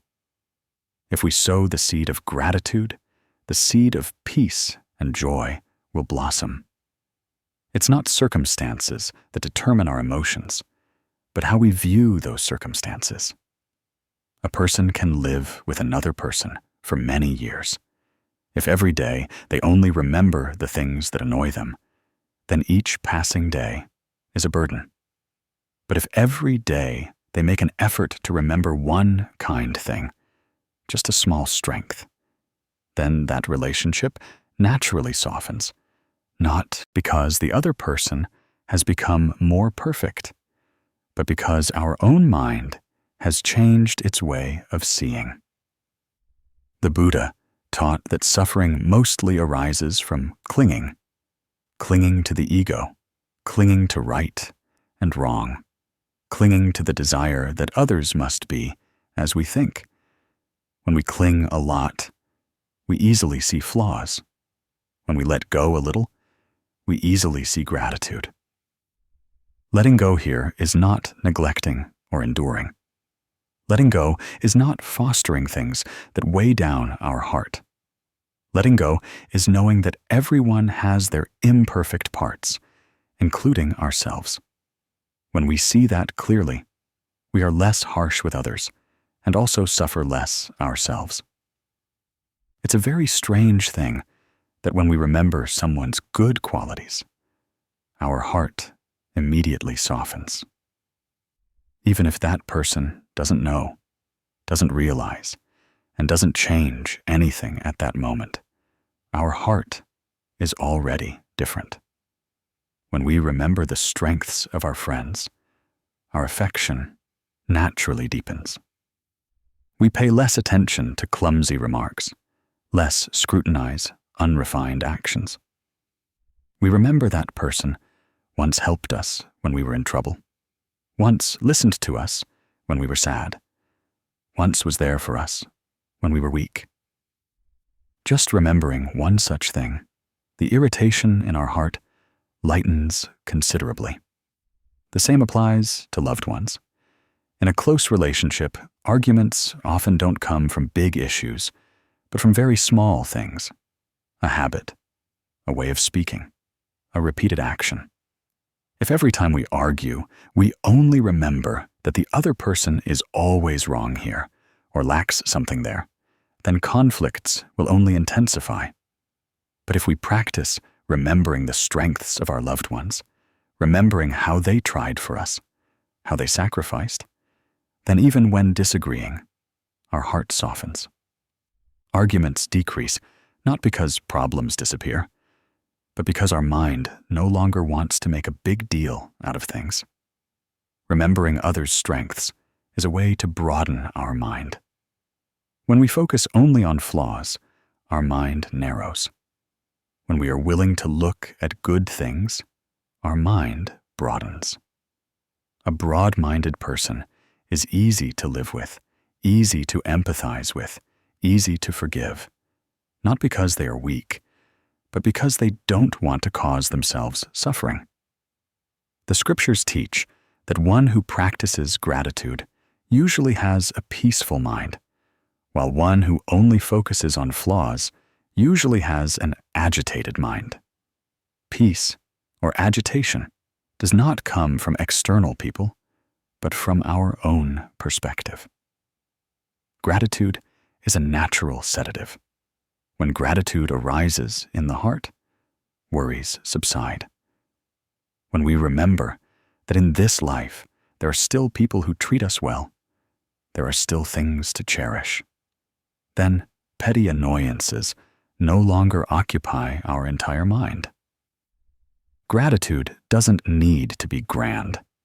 Sometimes it's just gratitude that that person is still with us, hasn't turned away, still cares in their own way, and gratitude that we still have the opportunity to learn to love each other better. There's a very simple story that leaves much to ponder. It's the story of the list of good things. Vi was an ordinary woman with a family, a job, and the very familiar pressures of life.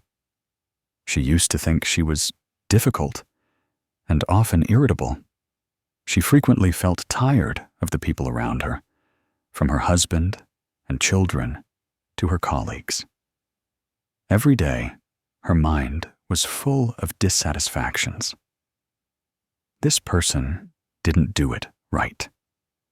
That person didn't speak cleverly enough. The other person was heartless. She didn't intentionally hurt anyone, but she was the one who often felt heavy-hearted. Once, when she was feeling very tired, Vi happened to read a very simple piece of advice. Every night before bed, write down 3 good things about the person next to you. It doesn't need to be anything big, just something true. At first, Vi found it very difficult. She sat before the blank page, thinking for a long time, but couldn't write anything. In her mind, mistakes came quickly, while good things were vague. But because she had decided to try, she forced herself to remember. Finally, she managed to write down 3 very small things. Her husband came home early today. Her child voluntarily tidied up toys. A colleague had texted to check in on her. Those lines of text didn't change her life immediately. But after writing, Vi realized that her heart had softened. Not because everything had become perfect, but because she had just looked at life from a different angle. She continued to do it every night. Some days it was very easy to write. Some days she had to sit for a very long time to remember something good. But gradually, something strange happened. During the day, Vi started to find fewer faults.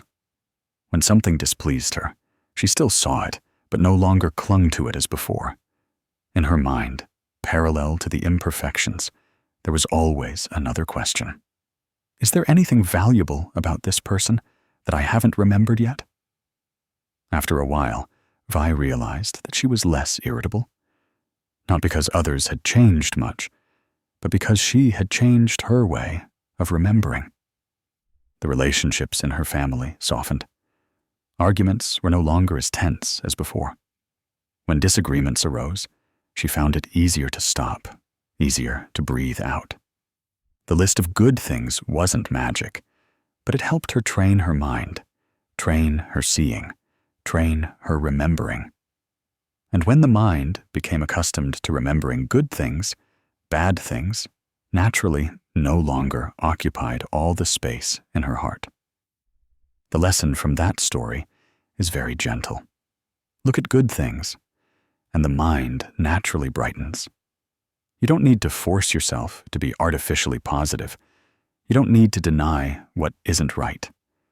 Just don't let your mind live only by negative things.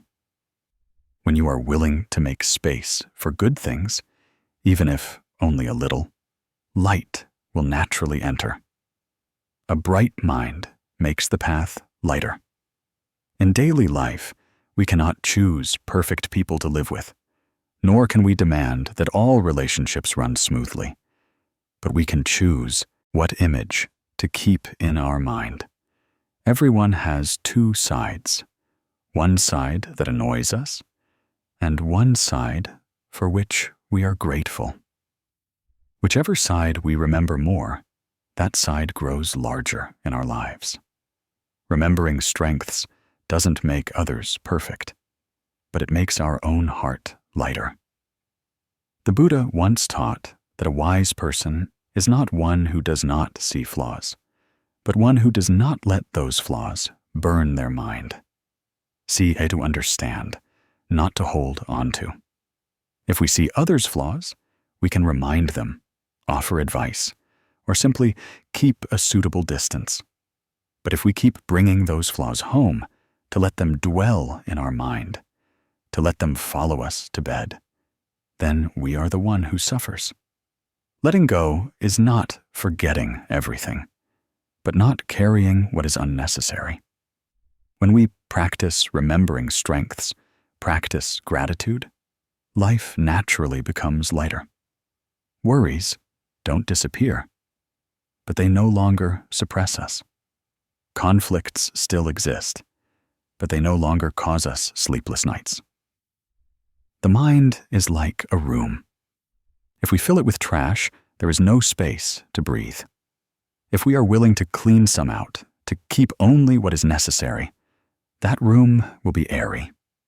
Remembering good things is a way to clean the mind.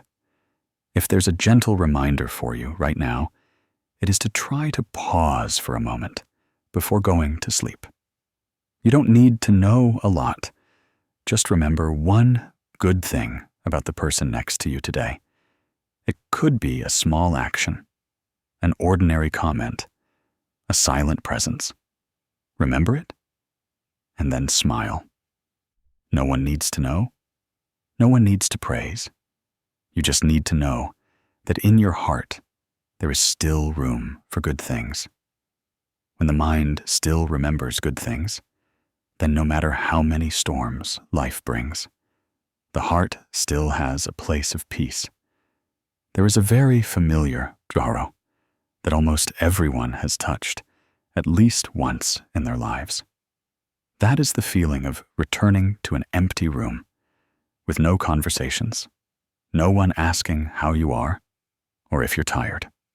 The meal gets cold faster because no one sits opposite. The phone is placed face down on the table, silent enough to hear your own breath clearly. Many people call this feeling loneliness, and out of fear of that feeling, people try to cling to fading relationships, try to please others, try to stay in places that no longer belong to them, just to avoid facing being alone. But perhaps the thing that exhausts us most is not being alone, but never having learned how to live with ourselves. We are accustomed to relying on external noise to fill the internal void. We are accustomed to having someone beside us to forget to listen to our own heart. Then one day, when everything withdraws, we realize we are lost, not because of a lack of people, but because of a lack of connection with ourselves. Humans are born with a very private journey. No matter how many people we walk with, ultimately, each important turning point must still be crossed by ourselves. No one can love for us, suffer for us, or live for us. The Buddha once reminded that each person is the owner of their karma, the inheritor of their own karma. That saying, at first glance, seems distant, but in reality, it is very close. It simply reminds us that in this life, the deepest joys or sorrows cannot be borne by anyone else. We can be comforted, we can be held, but the ultimate emotions are still what we feel and transform ourselves. So, if we don't know how to be with ourselves, don't know how to listen, don't know how to care for our inner self, then even in a crowd, we will still feel empty. Conversely, if we learn how to return to ourselves, then even when alone, we will still feel complete. Many people confuse independence with loneliness. They think that living alone means deprivation, means unhappiness. But independence is not about separating oneself from the world, but about no longer depending on others to feel valuable. Independence is when we know how to comfort ourselves when sad, how to care for ourselves when tired, how to remind ourselves to rest when we have gone too far. Buddhist teachings call that returning to rely on oneself. The Buddha once said, "Be a lamp unto yourself." That saying is not dry advice, but a very gentle reminder that in the darkest times, the most lasting light is still the light from within. When we know how to return, know how to sit with ourselves, know how to look directly at sadness without running away, then that independence is no longer cold. It becomes a quiet space for us to recover. The impermanent nature of life teaches humans a very gentle yet profound lesson. No one stays with us forever. Nothing lasts as we wish. People who were once close may leave. Relationships that were once warm may change. If we place our entire sense of security in others, then every change will be a tremor for us. Letting go here is not abandoning everything, but letting go of dependence. Contentment is not about needing no one, but about not placing our happiness entirely in the hands of others. When karmic connections come, we cherish them. When they go, we see them off with understanding. When we understand that all encounters have a finite duration, we will stop clinging and begin to learn to stand firm on our own 2 feet. There was a man named Long who lived alone in a small apartment in the suburbs. Long wasn't lonely because he was left behind. He actively chose that life after many years of exhausting relationships that drained him. Every morning, Long woke up early, opened the window to let the sunlight fill the kitchen. He cooked a simple breakfast for himself, sometimes just a bowl of leftover rice, reheated with a little stir-fried vegetables. For lunch, if he had time, he would come home and cook by himself. Long's favorite meal was dinner for one.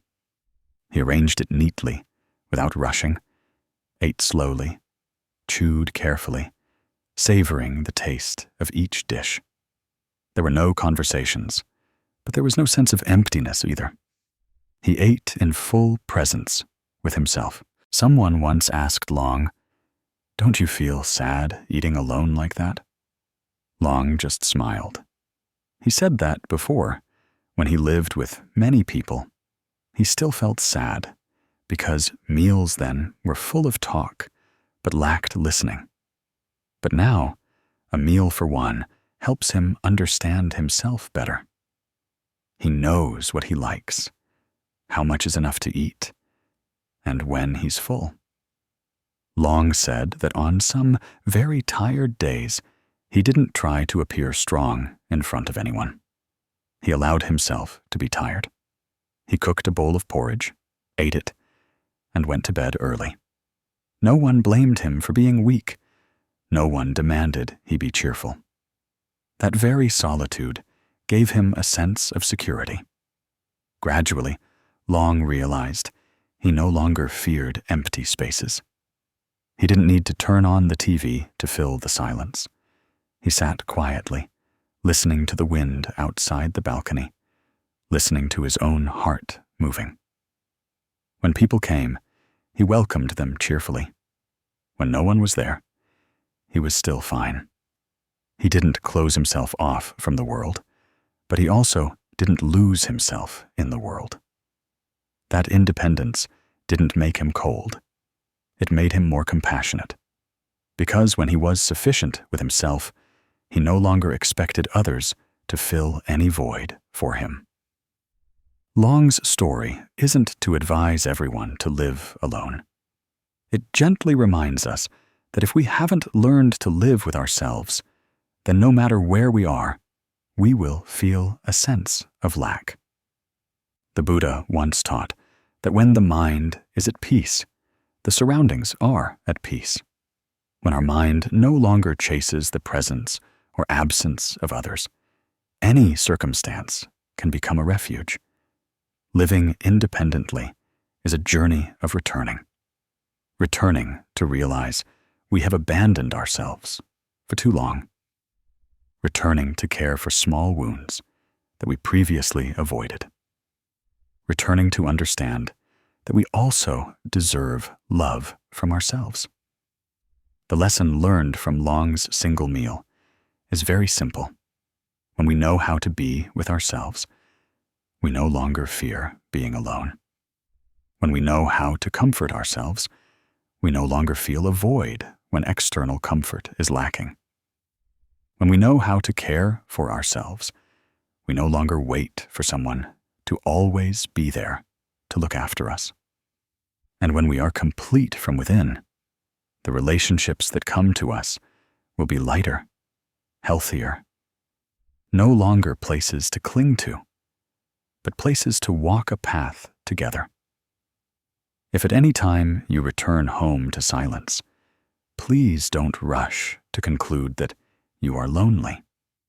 Try to sit down, breathe slowly, and listen to yourself. Perhaps you will realize that silence is not emptiness, but a space waiting for you to return. As long as you don't run from yourself, then even if you are alone, your heart can still be very peaceful. When parents are still alive, sometimes we don't see it as anything special. We are used to being asked if we've eaten, used to the soft sound of slippers in the house, used to their silent presence, to the point where we take it for granted. Only when we are tired in life, only when we face long, sleepless nights alone, do we suddenly remember that there is a place called home and two people who are always there. They don't demand that we succeed. They don't need us to be talented. They just need us to be at peace. But the paradox is that when parents are still alive, we often think there's plenty of time. We are busy, we are tired. We postpone it until tomorrow. We tell ourselves that when we are freer, we will visit. When we are more stable, we will show filial piety. When we are more successful, we will make our parents proud. And while we are endlessly chasing those plans, time quietly passes. Our parents quietly age, and we quietly forget that nothing in this life waits for us forever. There are many sorrows in human life. Sorrow for livelihood, sorrow for emotions, sorrow for fate. But there is a silent sorrow that only erupts fiercely when it is too late. That is the sorrow of regret when parents are no longer with us. At that point, money no longer has meaning. Success feels empty. The busyness that was once used as an excuse suddenly becomes meaningless. We can rebuild a career if we fail. We can rebuild a house if it collapses. But once parents are gone, there is no way to bring them back. Even if we cry till our eyes are dry, even if we torment ourselves for a lifetime, we cannot turn back time to say another gentle word, to hold a hand, to hear a familiar call. In the Buddha's teachings, impermanence is not a distant concept. Impermanence lies right within each breath, within each beat of time. Everything comes and goes, unites and separates. Our parents, who gave birth to us and raised us, are also walking on the path of impermanence. None of us can keep our parents with us forever. But what we can do is, when conditions are sufficient, when blessings are still present, we live fully in that presence. The Buddha did not teach us to do great things. He only reminded us to be aware of what we have. Filial piety is not a ritual. Filial piety is not boasting. Filial piety is, when parents are still alive, not letting our indifference become a silent wound in their hearts.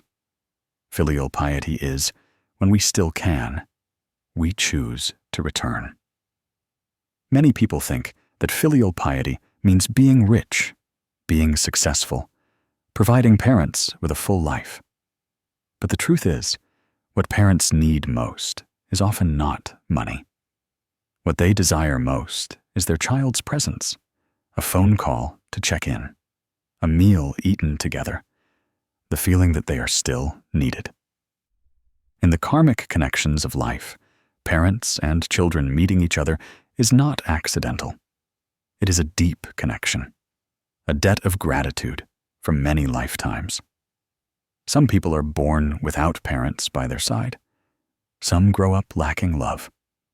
But if we still have parents to call out to, that is already a great blessing. Not everyone has that blessing. It is not something you get just by wanting. The scriptures say, parents in the home are like the Buddha in the world, meaning parents still being present is like the Buddha still being in the world. We search for peace far away, forgetting that the first peace is returning to the embrace of those who gave birth to us. We seek blessings far away, not knowing that caring for parents is sowing the deepest blessings. Karma is very fair. Those who cherish their parents when they are still alive usually have a soft heart, with deep and firm roots. Those who are indifferent to their parents will sooner or later experience a feeling of loneliness in their own lives. There's a very ordinary, very real story that might have happened somewhere, or might happen to any of us. Hung was a middle-aged man with a stable job, his own family, and a packed schedule, every day filled with meetings, projects, and back-to-back appointments. His parents' house in the countryside wasn't far, but it was just enough for Hung to use his busyness as an excuse. Every time his mother called, Hung would usually answer quickly. When his mother asked when he would come home, Hung would smile and say, "Tomorrow, when I'm free." Those words repeated so often that they became a habit. Hung wasn't an unfilial son. He still sent money regularly, and he still thought of his parents, but he always believed there was plenty of time. Until one night, when everything was peaceful, Hung's phone rang. On the other end was a neighbor's trembling voice, reporting that his mother was very weak in the hospital and told him to come immediately. In that moment, all of Hung's busyness collapsed. He rushed into the night, his heart pounding, frantic. On the way, tiny images flooded back to him.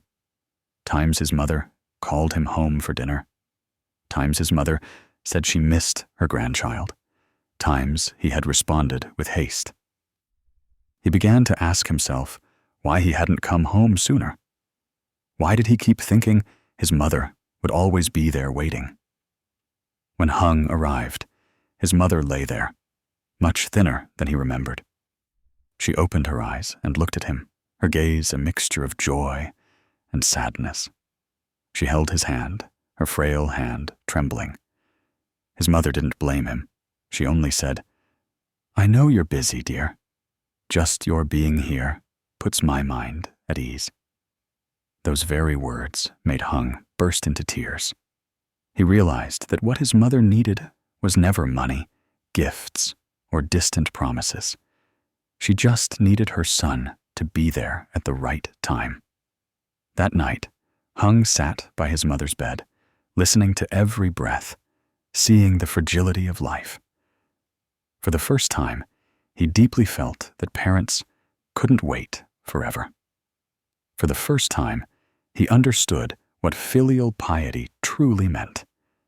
Not waiting until you're free, but while they are still here.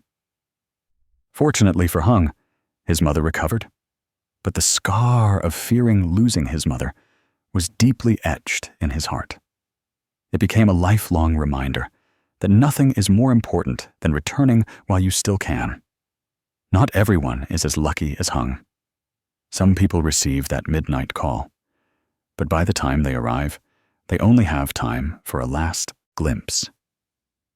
At such times, all apologies become too late. All filial intentions turn into deep anguish.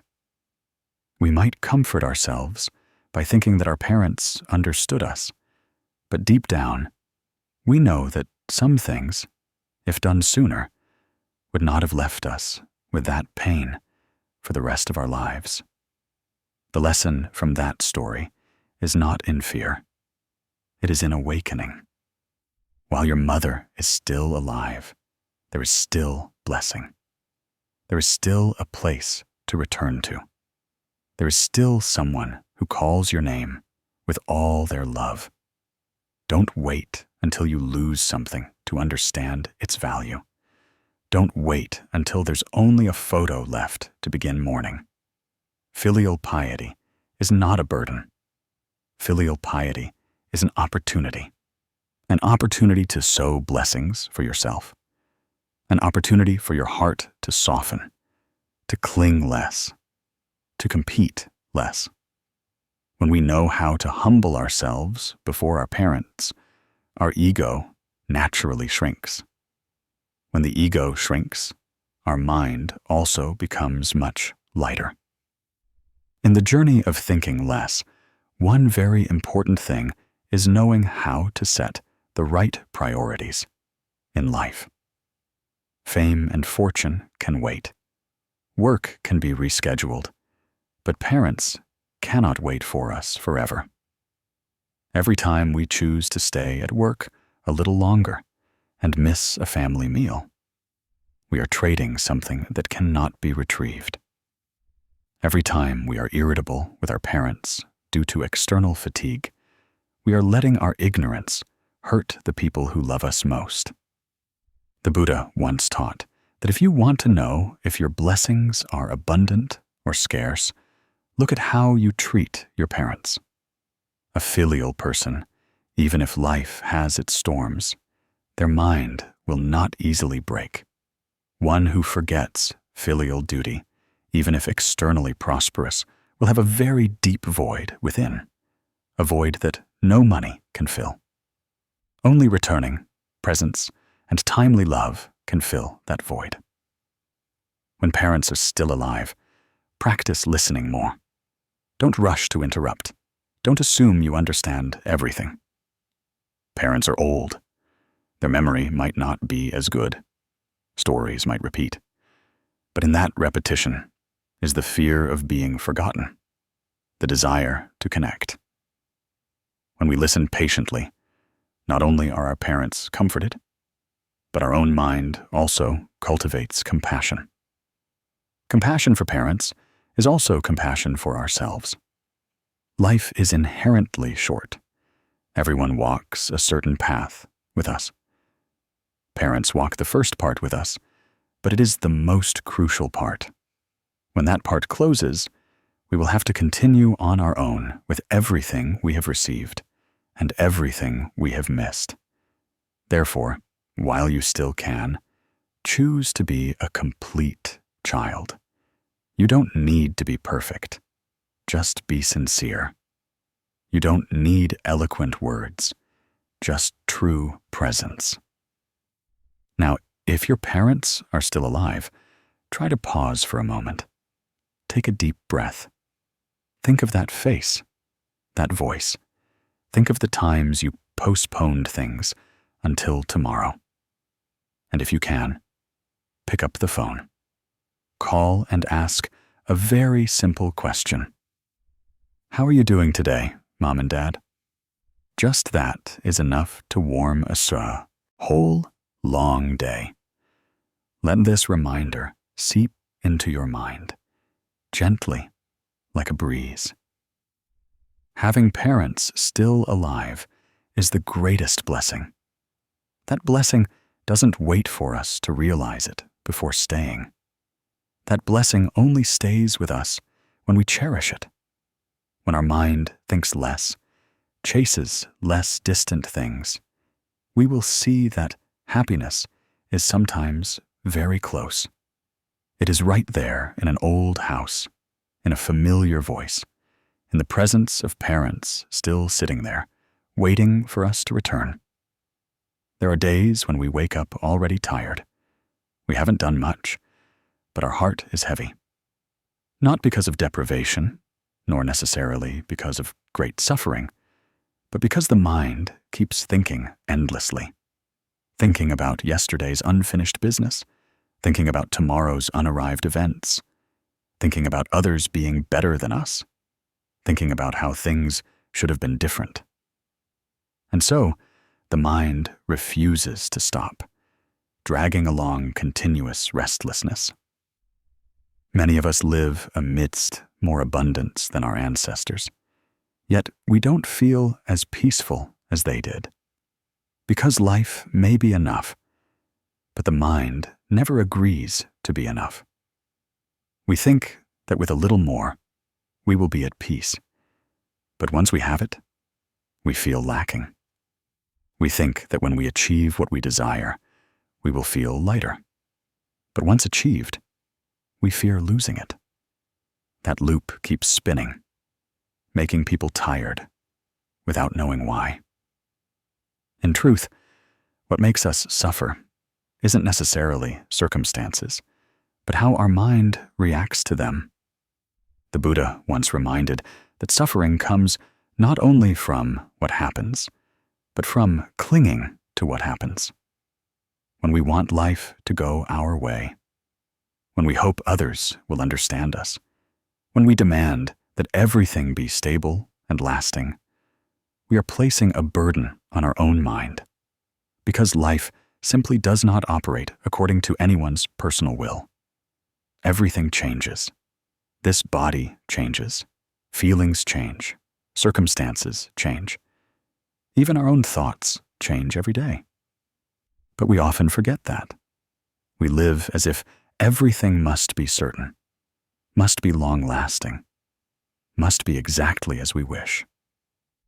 When life does not comply, we become sad, we blame, we resent, and then we cause ourselves more suffering. A peaceful mind is not when life is free of storms. A peaceful mind is when, amidst storms, the heart no longer resists. Buddhist teachings do not teach us to escape life, but to look directly at its truth. Impermanence. What appears then disappears. What meets then separates. What is happy then sad. When we understand this through experience, not just theory, we begin to blame life less.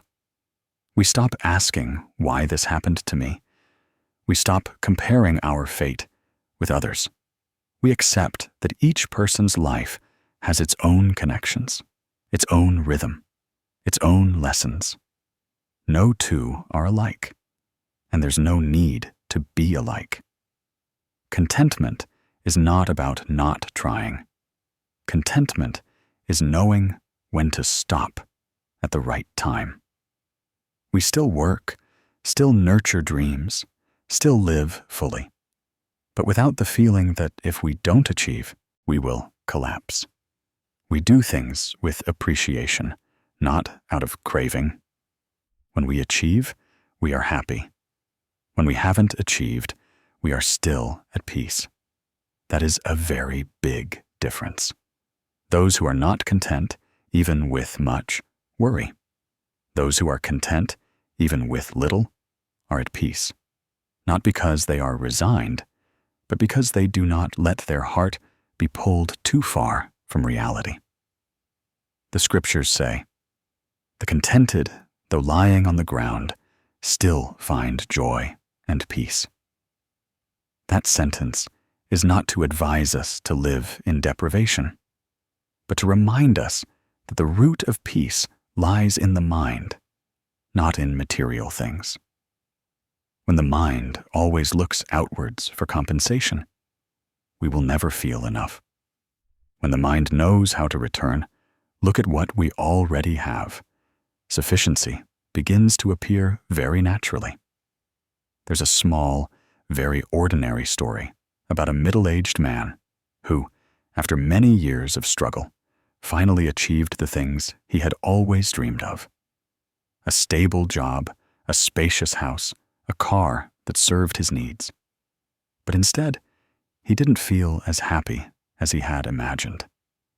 Every evening he returned home, he still felt empty. He still worried. He still compared himself to others. That person got promoted faster, this one was richer, others seemed to live easier. He lacked nothing, only peace. One day, on a casual trip back to his hometown, he sat and talked with an old friend. That friend lived very simply, worked an ordinary job, earned a modest income, but his eyes were very light. When he asked why his friend could live like that without worrying, the friend just smiled and said, "Because every night I sleep very well. I do my best during the day, then I let go. I don't bring tomorrow to bed." Those words made him ponder for a very long time. For the first time, he realized that for all those years, he had never truly rested. His body might be still, but his mind was constantly racing. Racing after expectations, racing after fears, racing after the opinions of others. He began to practice stopping. Not stopping work, but stopping unnecessary comparisons. He practiced looking at very small things again. A peaceful meal, a complete sleep, a morning without rush.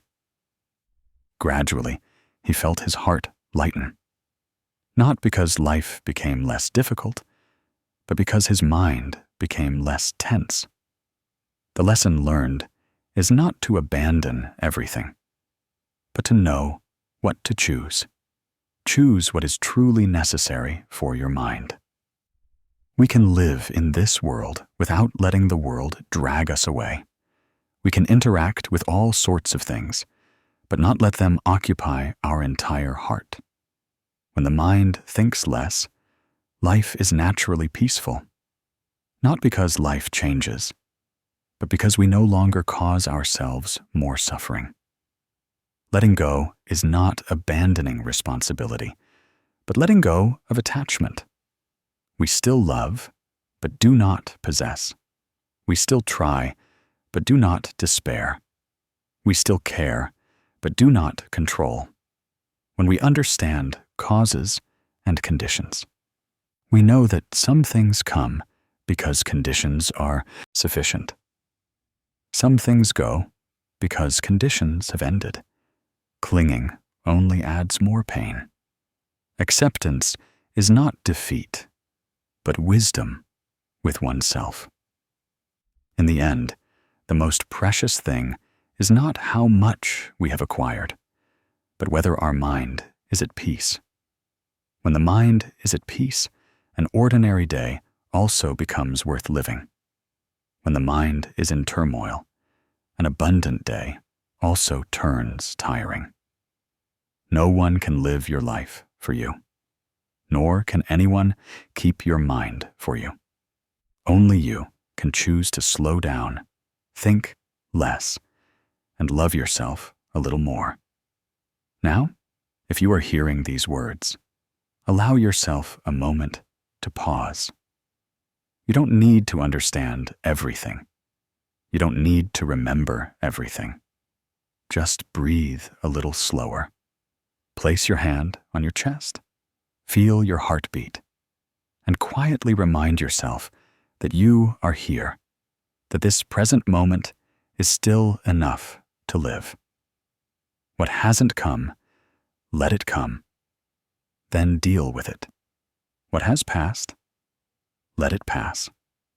Happiness is not having a lot, but wanting less. Life is not for comparison, but for experience. When the mind thinks less, life is naturally peaceful. When the heart is content, troubles naturally dissipate. And when you can smile gently at yourself in this moment, you will understand that true peace of mind is the most precious thing in human life.